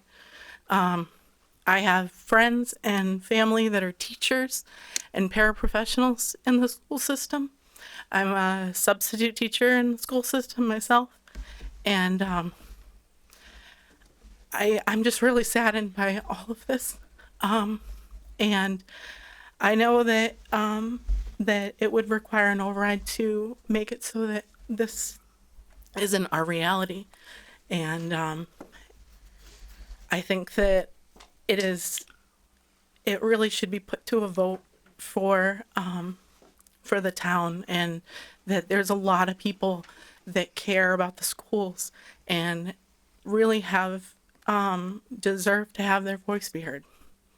And I just hope that that the school board and the select and committee can support that and recognize that the town needs their voice heard. So thank you. Thank you. Thank you. Come on up. I'll be really, really fast. That's okay. No, it's great. Very, very fast. I have three kids in the public school district here in Grafton, and I'm the 0.5 preschool teacher here. So that's my position up for the cut. And I just wanted to speak to the preschool position. I know it seems like an easy cut, and I just do the babies, but I help with the foundation, and I go out to the EI, and I see these kids, and when I say almost all of them are undiagnosed. So when you were talking about the numbers just aren't there, I have to disagree with you. Okay. Wholeheartedly. And nobody's talked to me about that's anything. good. Okay. And to think about overwhelming the two classrooms that will be left with all of these special needs children, think about the typicals. Do I want to pay for this preschool that's overloaded with special ed kids? No. I'm going to go to Busy Bee. I'm going to go to Whitensville. I'm going to go to other preschools, and then you're going to lose money, and I'm going to lose money. That's where I'm coming from. Sure. I want my children, he's in preschool too, to get the best education that he can get. So I'm not just coming at it as this is my job. Yes, of course, this is my livelihood and my job, but I want you to know I'm so invested in what I do for the kids every single day. So when I saw the preschool was up here and that we're going after the preschool, I just, my heart sank, because this is not going to be good. It's more than just the flexibility of classroom placement. You're going to overwhelm these classrooms with high need children that are unidentified. I have 3 right now that I can speak to that all would qualify for special ed services, but we are told to wait and see, to give them a chance, because they've never been in a school before. We don't know. Maybe they'll, they just need time. So we give them this extra support, but they're not one of your numbers yet, because Sure. they're not yet, because they're only 3. You know what I mean? So it's not a good reflection, I feel like, and I wish I had gotten the opportunity to talk about it before these things were put into place. I think But it's good that you, I mean, not good. None of it's good. No. But this kind of illustrates that. At the beginning, I talked about how there was no way with each of these, there's a corresponding story. Like none of them, every one of them has. Could you It's just say more your than name just a for the line. record? Yeah, Michelle Williams, sorry. Thank you. It's okay. Thank you. Madam Chair? Well, hold on. Laura was first and then Christy. I just want to briefly say, I'm not, you can sit, I'm Okay. sorry, unless you want to say No, thank no, you no, so that's much. fine. I just want to briefly say, we've been sort of joking about French. None of these cuts are easy. I think maybe the retirement, the AP principal, that's an easier one because Mr. Carney's retiring and we have capable Tracy Kalo. But none of these are an easy cut. And I think as we go through this, we are all very serious. Like I said, I know everybody's hot buttons, and we're very passionate about all of these things. And again, when I speak about what a full learner looks like, it is music, it is sports, it is preschool, it is math support. I mean, it is all those things That's what makes up an education. It is not reading, writing, and arithmetic anymore. All of those things are important. So if we look like maybe, you know, we're cavalier about any of it, or we said, oh, it was easy, that none of it is easy. None of it is easy, especially when it's talking about people and kids. So I want to be clear on that. Christy. Madam Chair, to speak on, actually lead in from what Michelle just said. If we talk about preschool, and as you know, I've sent to you before the preschool rates in the surrounding districts, we are one of the lowest. And if we go into fee discussion at some point about preschools, will that happen? Will we start talking more about the? Yeah, we can definitely do that. I don't know if we're one of the lowest, but we can. I mean, I sent you we can have. Well, you send me a lot. We can you're a lot, have Dr. Cummings. All right. Nicole. I mean, obviously, be it tonight or going forward. There are going to be questions that come up, and we need more detail. I could no more give you. I mean, Michelle can give you a much more robust explanation about preschool than I ever could, but. We could bring forward, you know, Nicole McDonald could come talk about preschool, can do a little analysis of, it's not the biggest game changer probably ever, but it's, you know, it's something. We can talk about it. Go ahead, Chair. And again, as we see reductions and overall I mean, who's gonna pay for our preschool? They're gonna go to Busy Bee. Yeah. Because we were barely floating. Right. So I think that talking about raising the preschool fee by $800 or something is like, you know, spitting in the ocean. Well, not really. I mean, we can, if you assume that 100 kids are full time and you increase it by $700, that's $70,000. That's a salary. Sure, without the context of knowing where we stand. So I don't think it's a drop in the bucket. I think it's a person. It could be. Okay. But again, I think back to Laura's point earlier, everything builds on itself, right? We have other problems that are, I think, going to affect who's going to pay for our preschool from the, you know, community. Anything else on the budget? Go ahead. Christine Lincoln. I have 4 children within the school system currently. And I know that you have all done an amazing job talking about the points, but the class size to me is a huge one right there. And I don't know that, not that it was glazed over by any chance, but that's a big deal. I mean, I'm a school teacher myself. When my class size goes from 20 to 25, that is a huge jump. Just the amount of time I can give to each of those students and make sure that they're getting what they need. And then if you're also then cutting paraprofessionals and support staff, then also, you're then also having less people in the room to help with all of those things. So when we talk about all of those pieces, I think that that's just really something we also have to consider when you're saying it across the board. I mean, it was almost all the grades were saying that those class sizes would increase. So I just thought that that was a really important thing for us to remind ourselves of. Thank you. Thank you. Anyone else? Okay. We're going to move from this to the fee discussion. All right. I'm going to pause briefly. Everyone is obviously welcome to stay, but if you're thinking about leaving, please do so now. Please stay if you wish. Can we go? Can we go? Huh? I'll stay. Yeah, but what I don't want to have happen is, what's going to happen is one person will get up. Yeah, it'll just and trickle. then 2 more, and it's just going to be very disruptive because they're packed in there so tightly. So I'm going to give people a chance to air the room out a little. You guys good? Maybe the temperature will drop a few. Sorry. 10 Stay in the back.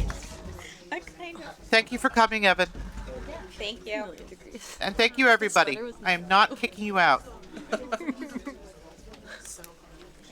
Now since I'm back in, it is warm.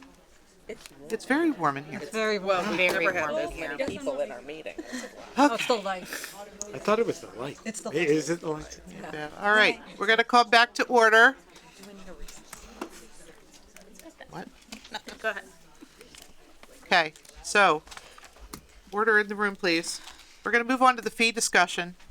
And my intent after the fee discussion is to allow our student representatives to report, and then you can go, okay? All right. Dr. Cummings, needing more water? Nope, I'm good. All right. All right, so the basically my role in this, tell me if you think otherwise, is to basically frame the fee discussion. What I did is I simply went back to, I think it was 2019, when I was asked to do this by the school committee, and I did a little bit of legwork on area districts, got a sense of kind of where we stand in terms of fees compared to other districts, and laid out 4 scenarios. We're by no means married to any of the 4 things that I'm going to lay out as possibilities. It's simply to serve as a foundational start for the discussion by the school committee. So I looked at 15 area districts. I will say there was a couple, husband and wife, that they had every single district on a spreadsheet, and they just did it for free. I don't know if it was a hobby or what, but it was awesome. The entire district, its entire state, super comprehensive. It was great. They no longer do it. I don't know if it was a COVID thing or what. So I had to do a lot more work than I wanted to. So I looked at the 15, and there was a lot of, I can speak to all of this, but there was a lot of variation with districts.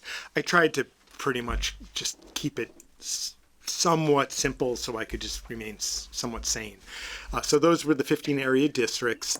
80% of the districts that I looked at charge an athletic fee range $50 a sport up to $325 a sport. And then there were 3 districts that charged more for hockey and football. That was kind of common, especially the hockey.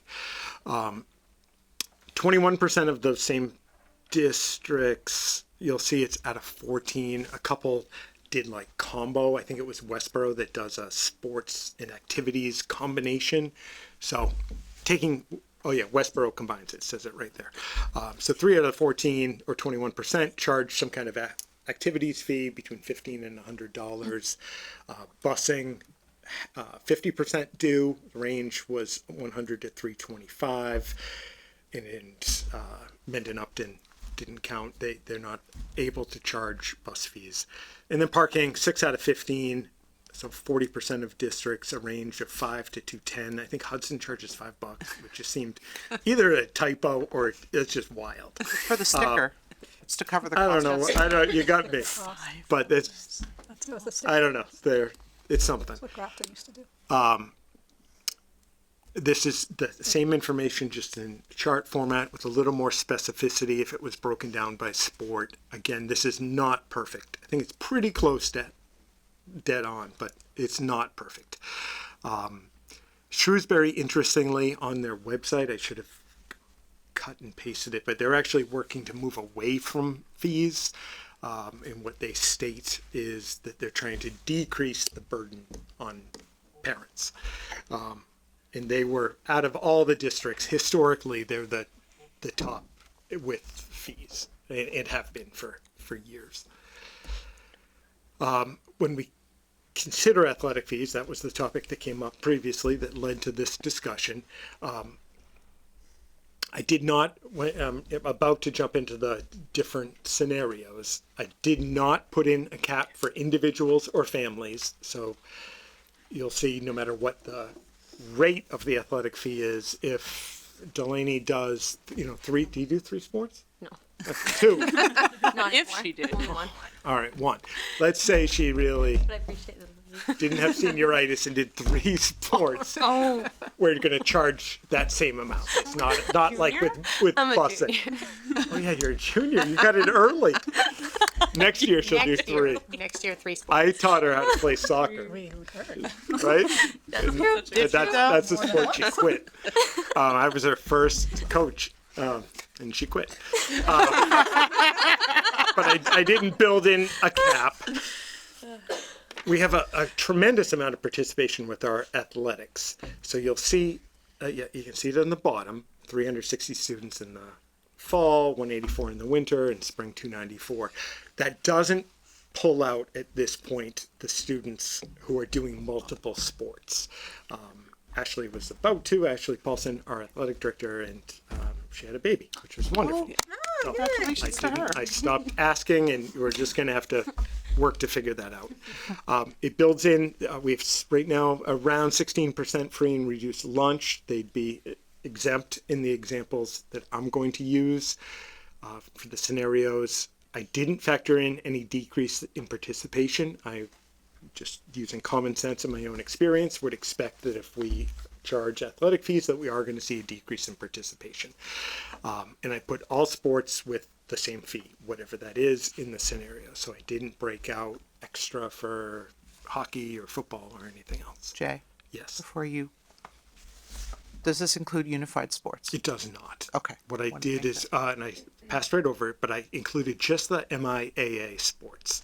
I found that most of the districts did unified, and I also, which I thought was odd, not because it's unified, but typically, like I think of track, because I used to coach middle school and high school track here. It was great, but they'd come out for one practice for 1 hour a week. It wasn't the same. It was just apples. It wasn't apples to apples by any means. And I didn't include, I don't think I put it in, I might have mentioned it, but anything with middle school at this point. And middle school has become very robust and it's building, but it's still not on the same level. It just isn't.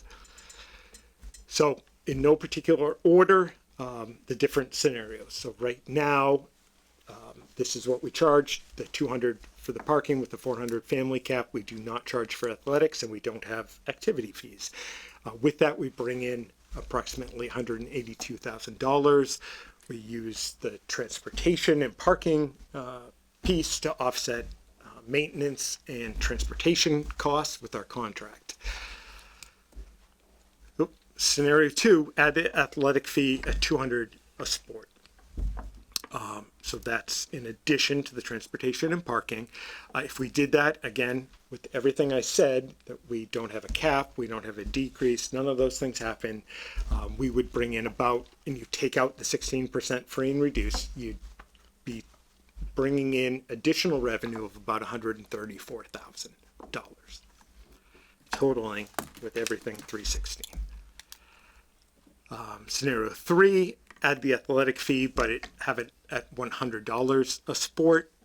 I won't speak to the whole thing again. That would bring in approximately 67,000, bringing us to a total of 249.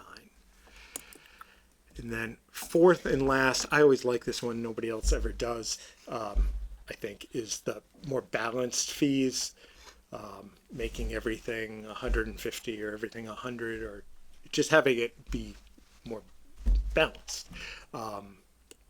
That would bring in, well, you can see that the differences, obviously transportation and parking would go down a little bit. We'd have 100 in athletic fees and bring in revenue of 238,000. And I will be able to go back to this. So this just captures everything on that one page. And as you talk about it, I'll probably just keep this slide up, but it could be any version of this or nothing. And then just lastly, I talked about the family and student cap. Did not include middle school sports, but that I would assume to be discussed. Unified sports, do you have a different fee for different sports? If activities are discussed, and I hope we don't go down that road, but if we do, theater arts is probably the most robust of what we offer, and it's different than sports, and it's different than the once a week or once every other week clubs. And then once you start discussing revenue, this will be probably wildly unpopular, but my job is to share this. I think it's literally been over 20 years since our coaching stipends have increased. Just out of curiosity, at 6 o'clock today, I looked up the Shrewsbury football coach. I was thinking of Chris McMahon. He's now stepping down as the coach. He's going to be missed tremendously. He works tirelessly. I mean, I look at those fields all the time from just walking to my office around. He is there nonstop. Salary, I'm not going to get this exactly right, but close. I think it's $5,200, which if you really broke that down per hour, it's a joke. To compare that, and we have it, they're tied to the contract, and I can tell you why, and it's not bad intent, but we kind of just never have moved those numbers. I looked at Shrewsbury, couldn't find Westboro's, looked at Shrewsbury, their football coach. The stipend for that same year was $9,400, so a 46% increase. That is just one example, but it goes for everybody that's doing sports. If the committee decides to go down the road of fees, I would urge that even if it was small, we've got to start moving those numbers. But once you start charging fees, I would argue, and this is just my opinion, but an expectation around everything athletic related increases, and that of course falls on the coaches. It just does. And then lastly, with that additional revenue, it needs to be mentioned that while it never even made it to the table this year, like Chris Starcheski asking for that ELA additional position, Ashley Paulson has rightfully been advocating for additional staffing. We have Ashley Paulson and a part-time athletic director, trainer. Both fantastic, but they're covering everything that goes on our robust program, and you guys can probably speak to this at the high school, plus wildly different, in a good way, but so much more developed middle school program. She never has a fighting chance of being everywhere at once, but she is spread ridiculously thin. Zero secretarial support, even part-time, zero. And we don't have money set aside. We forget even an assistant director, somebody even with a healthy stipend to be a presence on an ongoing basis in the evenings, like a part-time position. We're already we're just pushing that way beyond its actual capacity. And I think that's all I had. And I'll go back to the slide. I'm certainly happy to answer any questions. I just wanted to make one quick observation that while we don't include it on the slide, there is a $25 a year class fee at the high school, but that doesn't go into the operating budget. Right. That is set aside for use by the kids when they get to be seniors. I believe it offsets prom a little bit, correct? Graduation gowns. Bon voyage. Yeah, okay. So that's that's money that is collected from families, but is not in the operating budget. Maybe you young ladies could speak to, when you are in clubs, what sort of fees are you paying that maybe, again, don't go into the operating budget? I'm in a lot of clubs, and a lot of them are pretty high paying. Definitely my most expensive is DECA, and that is like $100 to join for like just registration, and then every event you attend for like competitions is like ranging from like $300 to register, not even to go, and like that can really range. And then also I have clubs where it's like $20 when you get there.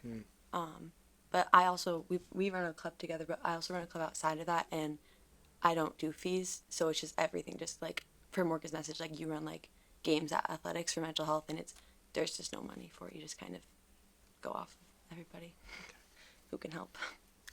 I would say I'm in a similar place to Delaney. If I give my answer, it's going to be building off of other things too, if that's okay. I would say that in my time at Grafton High School, I've been involved in so many things, and it's been never a second thought of like, can I get involved in this? Can I not? It's just been, yes, do everything I can, figure out what I like, I don't like. I've been in so many clubs that it changes every year. It's helped me find like more what I'm interested in, what I want to do. It's really been a kind of almost a defining factor, and I think it's a lot of what's helped me get into college. It's helped me figure out, it's helped me meet friends. Like, there's so much more that goes into it besides just like everyone has like one that they're doing. I think commitment is another thing.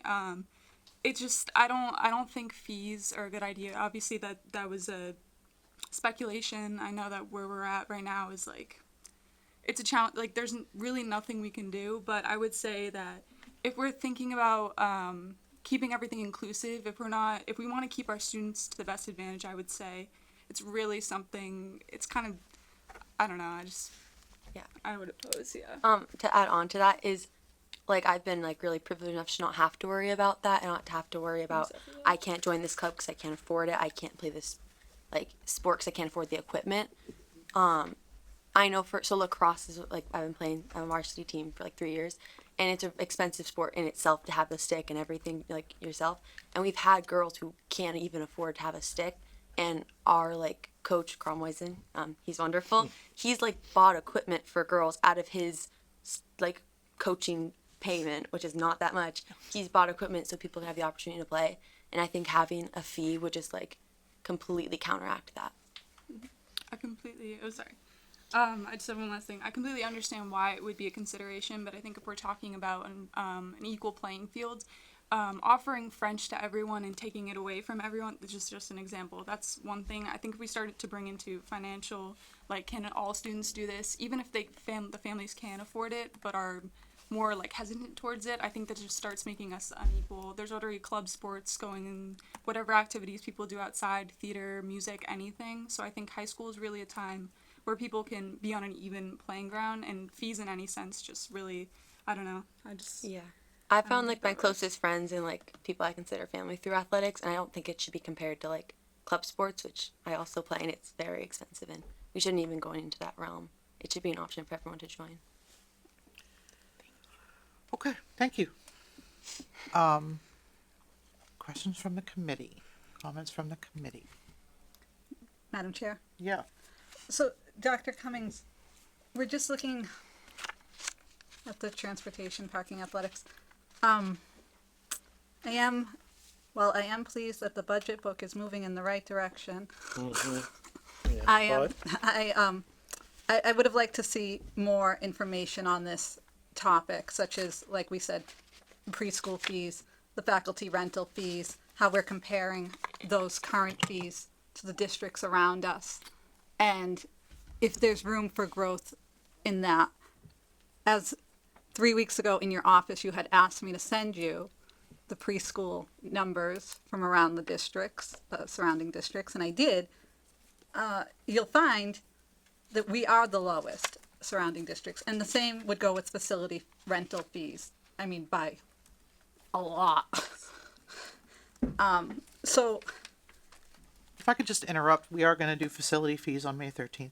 Right, but when we were just talking of all the, like, this was a fee presentation, I would have liked to see all the fees. So that feedback, I appreciate that. It would have been helpful if I received that last week before I didn't receive this till Friday. 9/12. Okay, even Friday would have been lovely. But understood. If the committee wants, I'm happy to pull any information I can. I'll do my best to pull it. I don't have a information puller. Can I ask You are Christy a question? On average, what is the difference between our preschool fees and like the others you looked at? So what are we talking about? Well, like some go 7,000, 9,450, 9,700. We're at 6,300. Is it apples to yeah, apples? it's 5 full day. Yeah, 5 full day. Yes. We don't have 5-day preschool. Yes, we do. We do. Yes, Oh, we do. Sorry. Yep, we Okay. do. When we my do. kid went, it was 4. So No, Yeah, you're we right. only have 5-day preschool. We have 5-day half and 5-day full, if I'm correct. That's correct. That's correct. okay. Okay, well, for tonight, we're going to keep the discussion to the But fees to that we have in athletic- front of us. Right, to the athletic fees. And I know this opinion is going to be wildly unpopular. We're in the spot right now that we keep saying we're in the lowest 10%. And that is true. And as you showed earlier, 80% of the surrounding districts charge for athletics.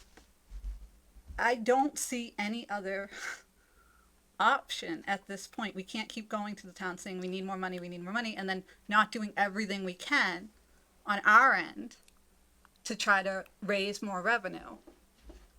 That's just my opinion, and I know it's not a popular one. But if you look at like Grafton recreation sports, even for kids ages 3 through 13, you know, $85 to $170. When kids do after-school programs at Millbury Street or North Street through the recreation department, they're paying $100 to $270 through the Grafton Recreation Department. Now we have programs such as robotics where kids aren't paying anything, and really they kind of should be. It's a lot. It's like a team. It's every Saturday. It's weeks. It's multiple days after school. It's a lot on the taxpayers. And that's just my opinion. Madam Chair? No. You done? Yep. Okay. Oh, you said me. When I first joined this committee in 2019, I had that same perspective. Admittedly, I am not an athletic person. I did not play sports in high school. I did theater in high school, and I did music in high school, and those programs were free. And my family was poor. And they weren't so poor that they met the requirement to receive financial aid under this system. But they were poor enough that if I needed to pay money to do an activity or play a sport, I wouldn't even have asked my parents because I knew how poor we were. We were a one-car, single-income family with 4 children. So I did free stuff. When I joined this committee, I thought, yeah, let's let the athletes pay some. It's a lot of work and a lot of time and a lot of effort and a lot of expense that goes into the athletic program. And what I learned through the process of going through this very scenario is just how damaging athletic fees can be. And so while 80% of districts in central Massachusetts charge athletic fees, or whatever it is that they charge, that doesn't mean it's the right solution for Grafton. Charging athletic fees does not mean we're not going to need an override. If it did, I would be much more open to that idea. It's not even going to make a dent. And in addition, now we have families who will have to pay athletic fees and the override. I don't think that's good for kids. I don't think it's good for families. And I don't think it's good for Grafton. I know how it looks. I know what the optics are. But our job is to focus on students and student achievement. Did you just snap? I snapped. We used to snap in my sorority when we agreed. Oh, I wasn't in a sorority either. I can't snap. Sorry. So I think we need to be very, very careful when we talk about adding sources of revenue for our district. Obviously, that's something that we should consider. I would like to look at the preschool fees. If we can be a little bit more competitive, that would be nice. It's not going to solve the problem or make a dent. I'd like to finish. Mm-hmm. I'd like to look at the facility rentals. I think we could make some pretty good gains there. That discussion isn't going to be until May, and I don't think it's going to make that big of a dent in this number. The bottom line is, adding these fees will just cause more hardship on families, whether we pass an override or not. It'll be harder for the students. And one impact that I learned about when I first joined, and some member of the committee, it might have been Laura, it might have been Maureen Cohen, I don't know, sent me an article about the impact of sports and activities on kids and school attendance. Does anybody know what the number one problem is statewide in schools right now? It is not guns, unfortunately. I wish it were like more forefront problem. That's a big problem. School attendance is a huge problem and a huge priority for DESE. And we have had that battle here in Grafton since COVID. We've made great strides with very few staff members to get kids who are school averse to come to school. Some of those kids are poor, and some of those kids, the only reason they come is because they've got a club or a sport. And that's what keeps them coming to school, and that's what keeps them graduating. So if you add athletic fees in 2025, you're going to see attendance go down, and you're going to see graduation rates go down. And I don't want to see that in Grafton. And I'm done. Madam Chair. Let Laura go, and then you can go. So I won't. I snapped. Obviously, I was in a sorority. No surprise, I'm sure. I won't echo everything that Amy said, but I agree 100%. And you replaced Maureen, so I was the one that sent you the article. Oh, but thanks. hi, Maureen. I know she's watching.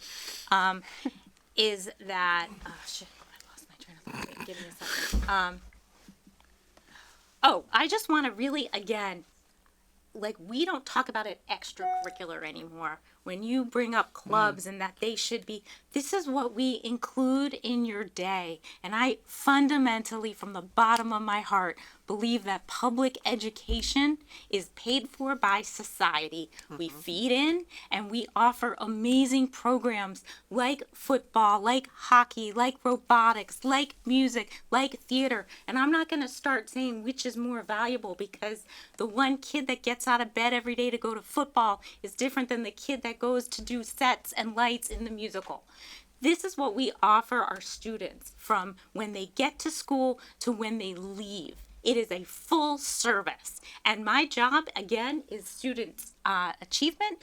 I'm sorry, Grafton, and you know this because you've elected me several times. I'm not out for your, to watch out your taxes. If I wanted to do that, I would have run for select board. I'm here to make sure we spend our money correctly, and I believe, as many of our audience members have said, we have done that for you all the time, but we're here to provide a full education for your students, and I'm going to let the wonderful men and women on our select board worry about revenue. We are not a business. We are a public service to this town, and I wholeheartedly agree on that, and I will never change my mind about that. And I was the only member who voted against fees the last time we had this discussion, and I haven't changed my mind in 5 years. And I am very proud of my colleague, Amy Marr, for recognizing that she has been able to grow and learn and make different decisions. Very proud of you. Thank you. Madam Chair. Oh. Everybody speaks once first, and then we have repeats. So, Leora, go ahead. So when I look at the additional revenue of $134,000 from adding a fee of $200 a sport, which will absolutely put it out of the reach of many participants, I completely agree with you, Amy, that there are kids that are just not going to ask. And you guys talked about it too, and the opportunities you've had to try different things and to meet your classmates and other people in the school community, because we don't charge fees for this thing. I just don't think the upside, which I don't even think is real, because you are going to lose students, and we absolutely are going to have to spend money if we're suddenly making money on these programs. I just don't see the payoff when it's going to affect kids, which, as Laura very rightly pointed out, our job is to look out for them. So. Madam Chair. Yep. I agree. I do not think we should add athletic fees. I feel like the kids who are getting the opportunity to play these sports when they're paying money when they're younger, awesome. Like, that's so great for them. The kids who show up in middle school and never had that opportunity, this is their chance to try it out. And like, they haven't had those chances before. And if you're taking that away, I hate it. The fee that I also hate is the transportation fee, and I want to say that I hate the transportation fee. Our kids need to get to school. Attendance is really important. I would love to get rid of the transportation fee as well. Really, probably a popular opinion at this juncture, but I feel like if we're going to raise a fee, it should be the parking fee. Like, so 0 kids pay for parking. Too bad. You can get to school because you have free transportation because of the bus. Like, that's totally optional. But it's not free. It costs them $200 to. That's what. Yeah. No, but I'm saying if you we could do that. And right, clear up the exactly. parking lot. It would be Right, like great. charge $600 for a parking spot. That to me is the place that you can raise it, and there's like no impact on whether kids show up at school or not. So that's There my aren't that opinion. many parking spots.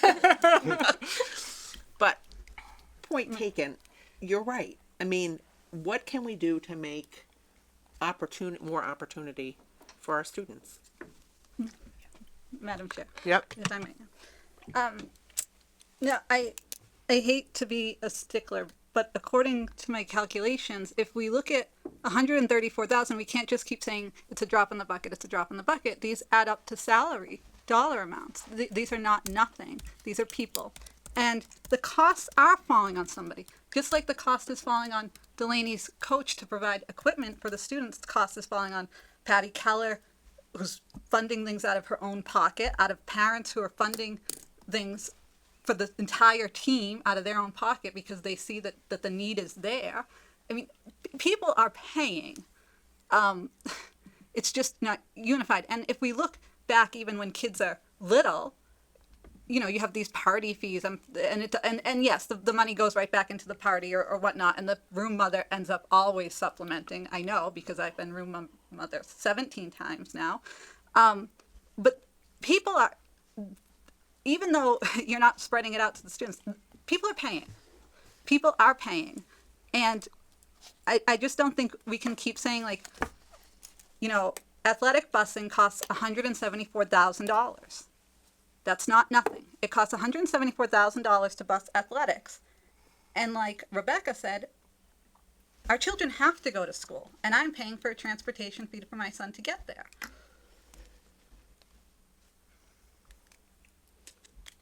That's all I have to say.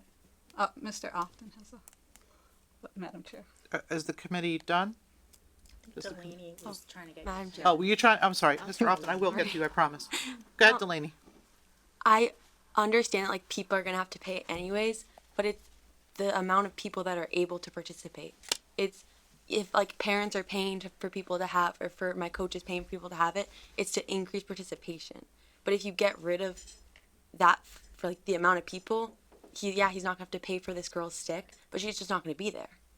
So that's less people on our team, and that's like gonna hurt our team overall, and hurt that girl who's now not able to be part of our like community. I think. Mr. Often, you want to come on up to the podium? You know the drill. Matt Often, 79 Old Westboro Road. Here's my concern about athletic fees and activity fees. You're concentrating the cost of the education into families. That, to me, that's the fundamental problem here, is that you're taking what's part of that well-rounded education that Grafton offers, and you're concentrating it and putting the burden of that cost onto the families directly. We're already doing that with the transportation fee in a way that I think is a little bit unfair. And you can never walk back fees. Once they're established, they're just there. You're never going to pull those out. So you're now in a situation where you're saying we're going to add athletic fees, which, I mean, at a $200 rate, for families that have multiple kids in particular, that is an extraordinary burden on those families. So then you're in a situation where you've added that cost burden to the families that have kids in school, and it really doesn't solve the override problem for us. It's well established that we have a structural deficit here in Grafton. So let's say we fee our way and like reserve fund our way and use all of these techniques to try to get another year. You've now added this $200 for each kid that wants to do a sport, and then you're going to need an override. So not only are they paying those athletic fees, but they're having to pay the increased cost because of the override. And again, that's never going away, that athletic fee. So I just fundamentally, in terms of where those costs should go, I think those costs need to be borne by the whole community. And if you're going to offer that as a part of the education, the community needs to fund that education as a whole education, not as part of it. And then we're going to add fees for all of these extras. Those add up really, really quickly, as I think it was articulated pretty well by the students here. I just am fundamentally opposed to changing the structure as it is, more in favor of burdening the families more than they are already. So that's what I had to say. Thank you. Thank you. Madam Chair, if I may, I just would like to clarify, no way do I assume fees will at all solve the override problem that we have, that we're facing.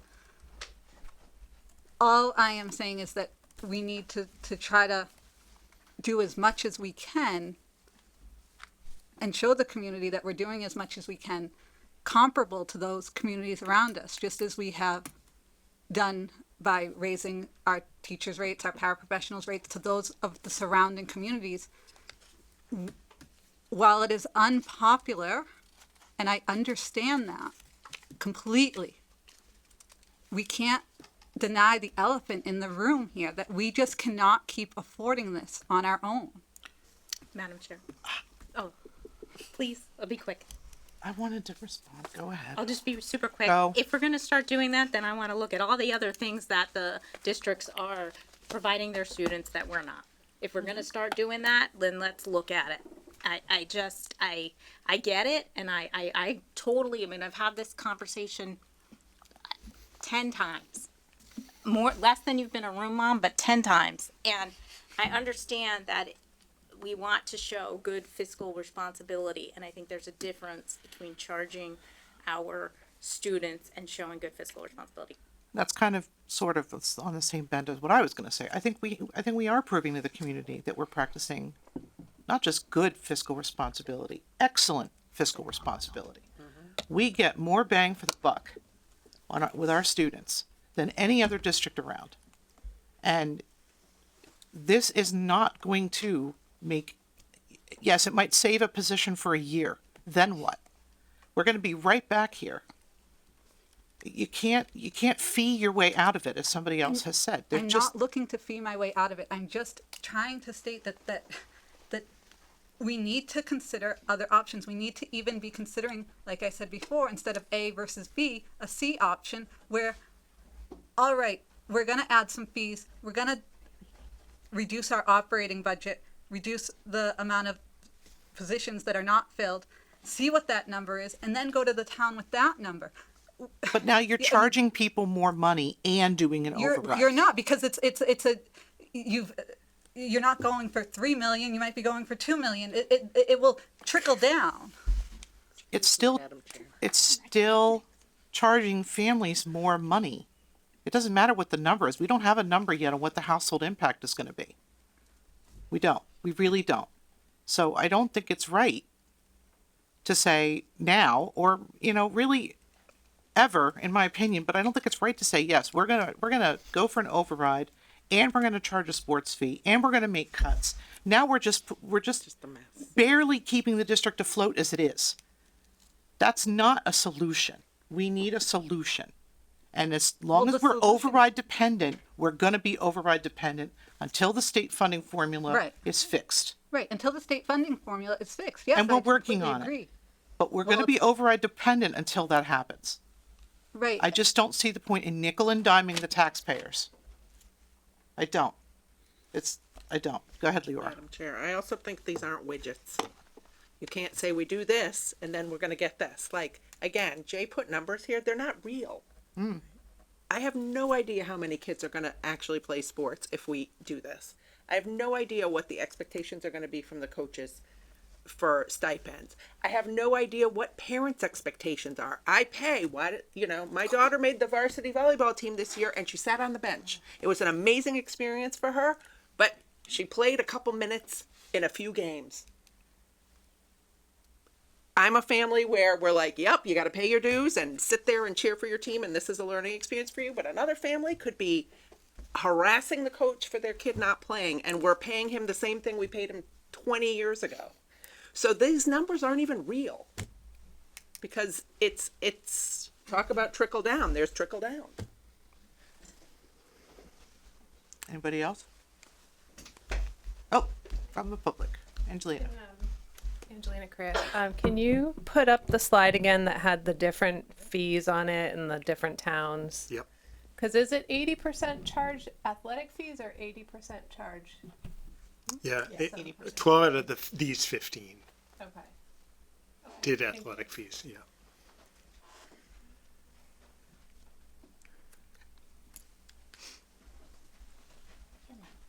I'm Wendy Allen. I have a son that graduated last year. That was coached by Dr. Cummings at one point. And I have a son at BVT that's a sophomore and a daughter in 8th grade. And at BVT, we do pay $50 per sport. And my daughter right now, she does cheer. She did high school cheer on the waiver, which I was super happy about. By the way, I love Ashley Paulson. She's amazing. Whatever we need to do to keep her, do that. And then she plays lacrosse as well, and she's a goalie. She has to play a club sport if she wants to play sports in high school and in college, because even the BVT athletic director said this. Colleges don't recruit at the high schools. They recruit at the club levels. That is where she will go as a goalie. She has to. She has to go to prospect days. She has to go. And we have to pay a lot of money for a club sport. I kind of see both sides of it. And like I said, I do have a child paying for a sport at BVT. It's $50, which is fine for us. I'm sure it's a hardship for some other families, but we also don't pay transportation at BVT. So there's, and there's 3 buses some days. So it's a tough thing. So I don't know, it's kind of less than a wash, I guess. But I do think 200 is way too much, given that if your child wants to play a college sport, they basically have to be in club or all-star. Like there's no other option, and those are so much money. But it's what you do. Like my daughter needs to be in clinics, she needs to be in camps, she needs to be in a club sport if she wants to play in college. If she doesn't, then that's fine. So I don't know. I see that it can make up a little bit of the budget, but it's tough. I mean, if they're going to pay for a sport, then maybe we need to have prospect days here too, and have camps and have colleges come in here and recruit. If they don't do that anymore at the high school level, but we're paying for it, then that's another angle that maybe they need to. Maybe we need to sponsor those. So there's so many factors, and I definitely think 200 is way too much for people.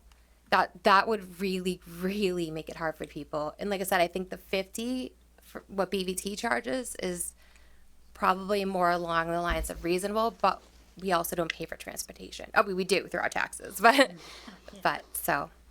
that's my thought, is that you have to consider it's not the kids do a club sport, it's that they have to do a club sport. And as a goalie, my daughter needs a lot of training. So, and cheer too. She has to tumble and stuff. So thank you. Thank you, Wendy. Thank you.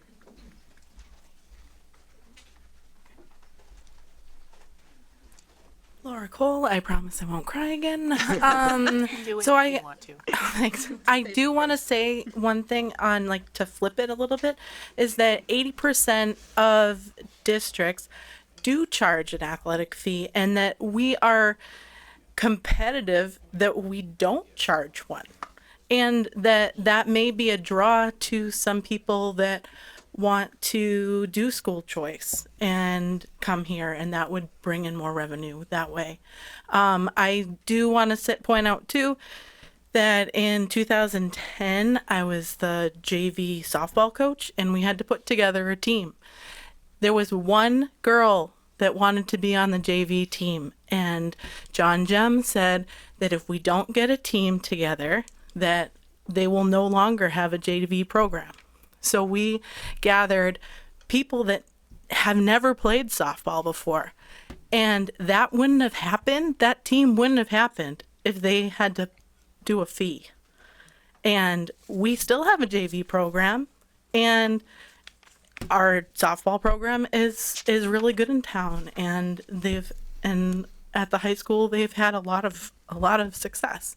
So I'm not saying that it was just because of that 1 year, but we would have lost the JV program.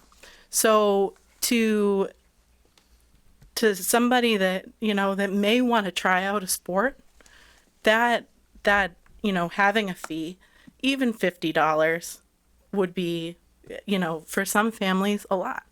So thanks. Thank you. Thanks, Laura.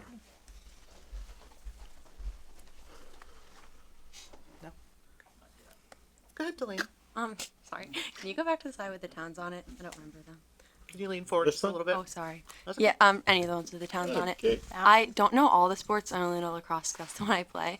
But I know, like at least 6 of these schools, they dropped like a bunch of their athletic programs. Like they don't have lacrosse teams anymore. Like the girls have to travel to other towns. So they're like, the fees are not sustainable. Like people are just not going to play. And they don't have it. Then they have Sutton's cutting their football program for next year. Like they have to drive to other towns to compete. And that's not fair to them. Yep. That's it. Good point. Go ahead. Hello, Katie Gilmeister, South Street.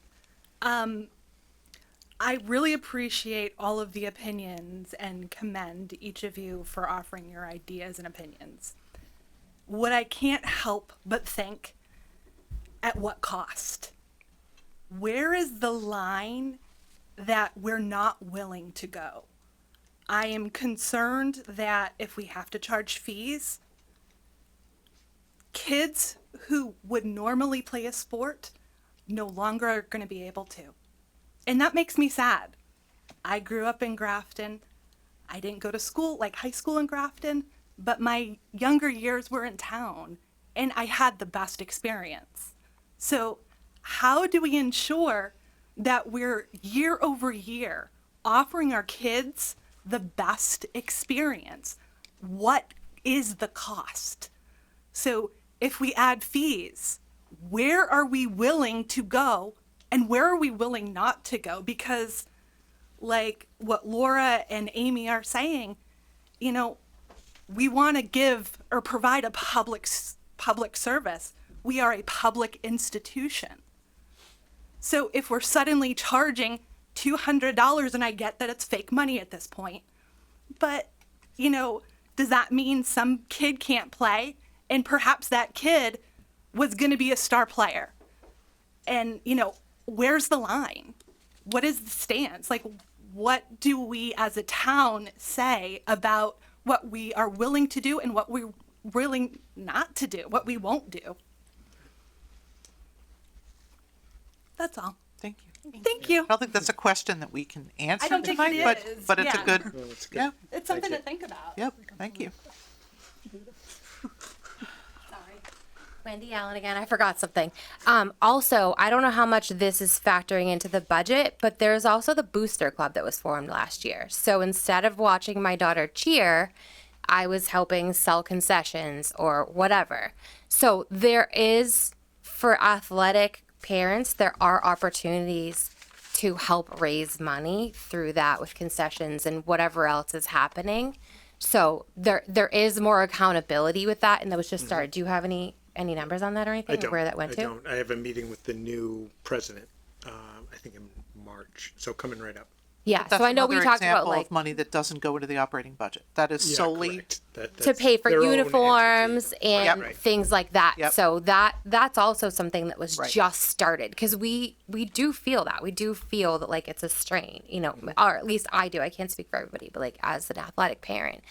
So there are other things that are offsetting a little bit that are sort of behind the scenes, I guess, Right. kind of thing. But I forgot about that part. Thank you. Thanks, Wendy. Anybody else? Okay. That's the end of the discussion, I think. We'll let the student representatives give their report, and thank you everybody for all of your thoughts. Please continue. I know some of you are going to jet, but feel free to reach out to us with your feedback and questions. And I'm going to let the students talk. Just sit real close to your mics because I know there's going to be people walking out. There will be a junior meeting for college application information this Thursday during Extended. And the Grafton Recreation Department is looking for volunteers for 2 upcoming events: Gazebo Road Race on May 10th, 2025, and Big Truck Day, June 21st, 2025. DECA states will be competing Thursday and Friday this week in Boston. And there'll be a successful Grafton High School Science Fair yesterday. Today.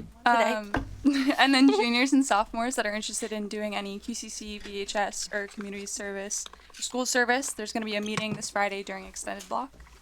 And then on March 15th, Delaney can speak, 2026, they're having a vendor fair. Yeah, so there'll be a spring vendor fair really similar to the fall one. The same people will be there. There'll be raffles and a lot of other interesting events to happen. And then next week for 3 days, we have 22 delegates from our student council attending a state conference in Hyannis. There'll be workshops, speakers, all sorts of activities. And then beginning this month, I believe, spring sports are starting captain's practices, so there'll be communication about that. I know there's some for track. Tennis is coming up 16th and 17th, lacrosse as well. There was a lacrosse meeting. Lacrosse meeting tomorrow and the captain's practice following that. Any interested participants. And then a save the date for Mr. JHS. It's going to be the 14th. I believe I talked about it last time, the preparation, but I don't know if I had the exact date, so that's what it is. And then the last thing on here is just for the senior scholarships. We held a meeting on the 11th. for anyone who missed it, there's a lot of money going out in scholarships. There's a multi-application going out. So there's more information posted about that on Schoology. And then if parents are interested, I think it's on the newsletter as well. But And that's all. Thank you. Great, thanks so much. Thank you both. Thank you very much for hanging out with us, and It was a spirited Have a good meeting. night. thank you. All right. Do you have a report, Mr. A couple Cummings? really super quick things. Thank you, guys. Paul Majorano is the new interim assistant principal at the high school. Started this week, filling in for Deb Goodwill, who's navigating and doing really well. Some health issues. So that's great. Chris Carboni is our new interim athletic director with, I think I mentioned earlier, Ashley Paulson had a beautiful baby boy named Luca, 7 pounds and something.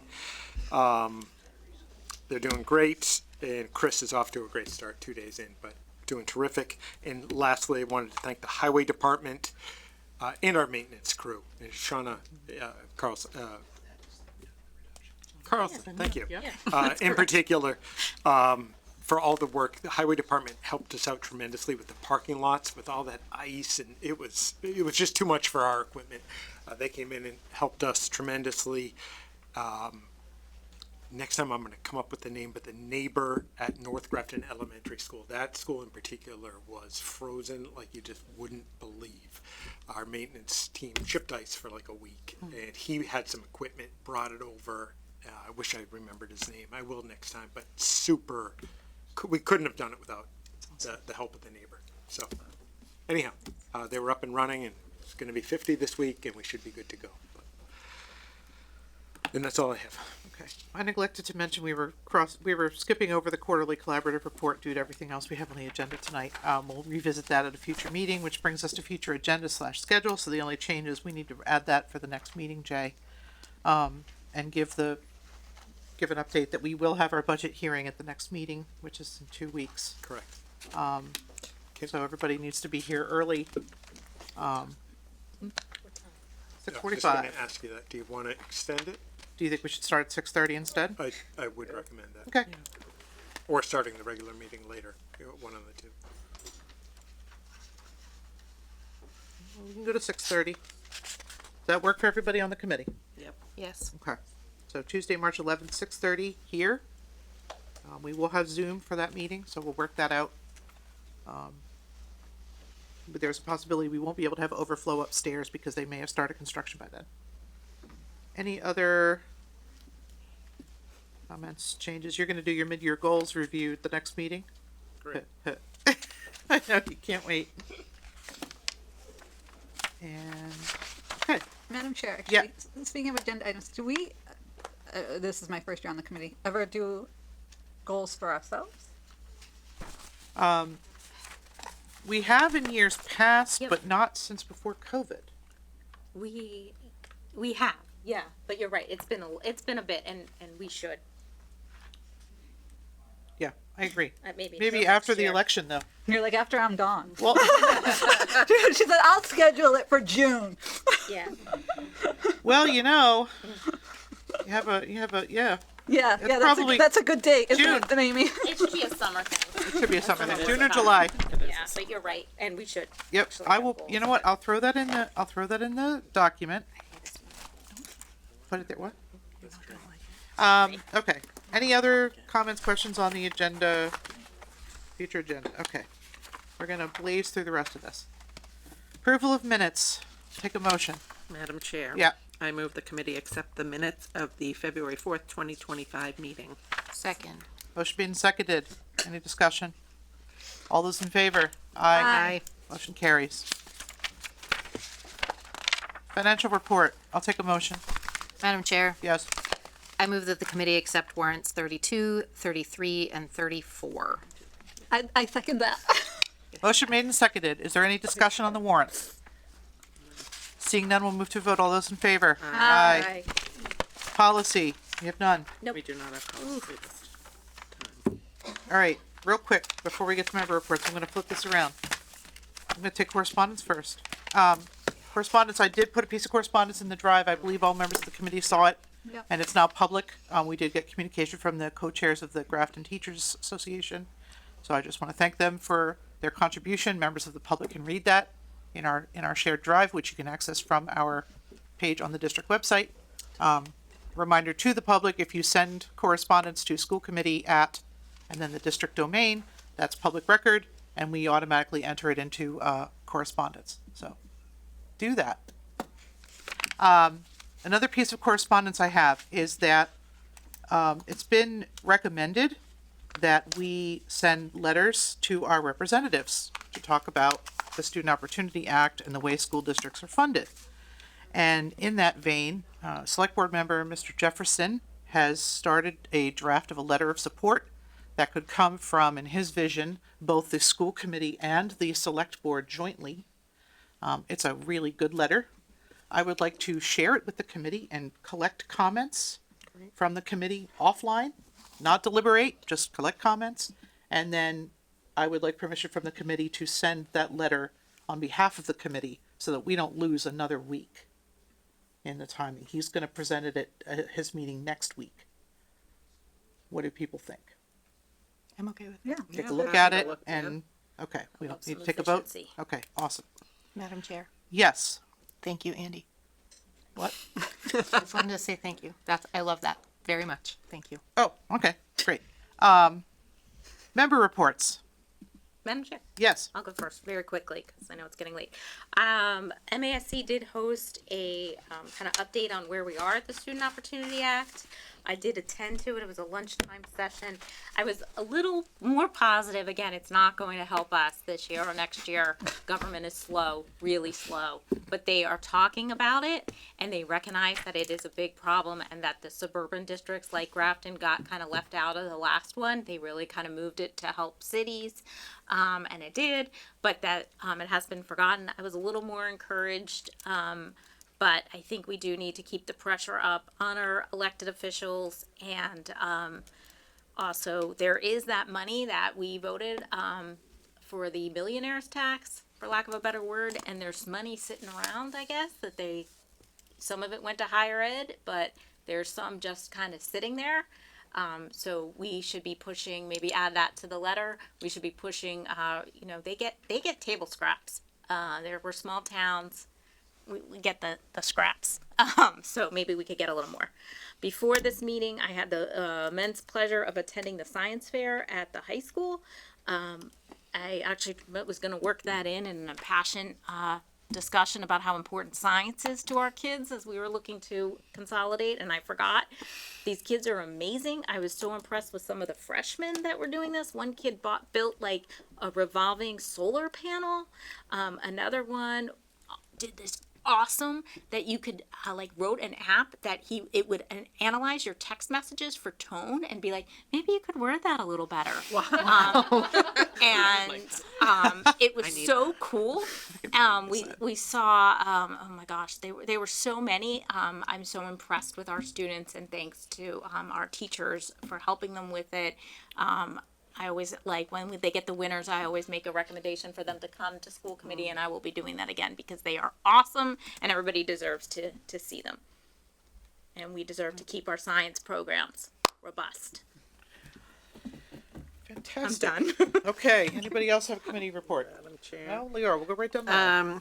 I attended the end of season basketball games at the middle school, including their pink out game for the girls basketball team. And I just want to give just another shout out to the athletic program in general and how it's really developed at the middle school and how we're sort of feeding into the high school.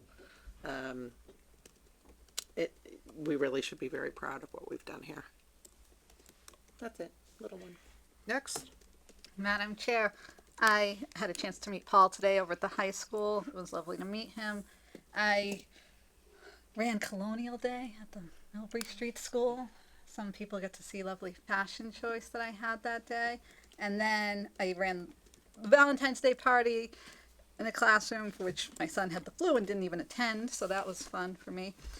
And I've worked with Kathleen a lot going over budget information. I really would like to thank her for all her help and responsiveness to every little detail that I continue to ask her daily. And this Monday, the middle school math team will be heading out to Burlington with their pseudo math coach. How much All are you that getting for a stipend for that? Zero. All my years of driveway math have finally paid off, and I've got a coaching job For free. for free. For free. I'm taking them out. Well, thank you for doing that. That's It's great. gonna be all day. Me and 5 kids. Well, Four, but it's- four middle schoolers, 1 high schooler. It's great that you're making it possible for them to have that experience. Yes, so I'm very excited for that. I've got my pom-poms ready. Pie. Let's go. I'll teach you a cheer when the meeting's over. Can't wait. I have no member report. I have one very brief member report. And after this member report is over, we will adjourn. One of the big reasons that I'm here is my mom. My mom valued education above everything except God. And so because of my mother, I learned to read early. I went to school. I stayed in school. I did all the clubs. I did all the things. I went to college. I did all the things you're supposed to do. And my universe is so much bigger now because of my education, my public school education. And I lost my mom on Saturday. And I just want to say thank you to her and to all the moms out there, because we are the drivers of education in a lot of these families. We're the ones that cause our kids to strive for better. Dads, I'm not knocking you, but tonight's about my mom. And so I just want to say thanks to my mom. Meeting's adjourned. Good night, everybody.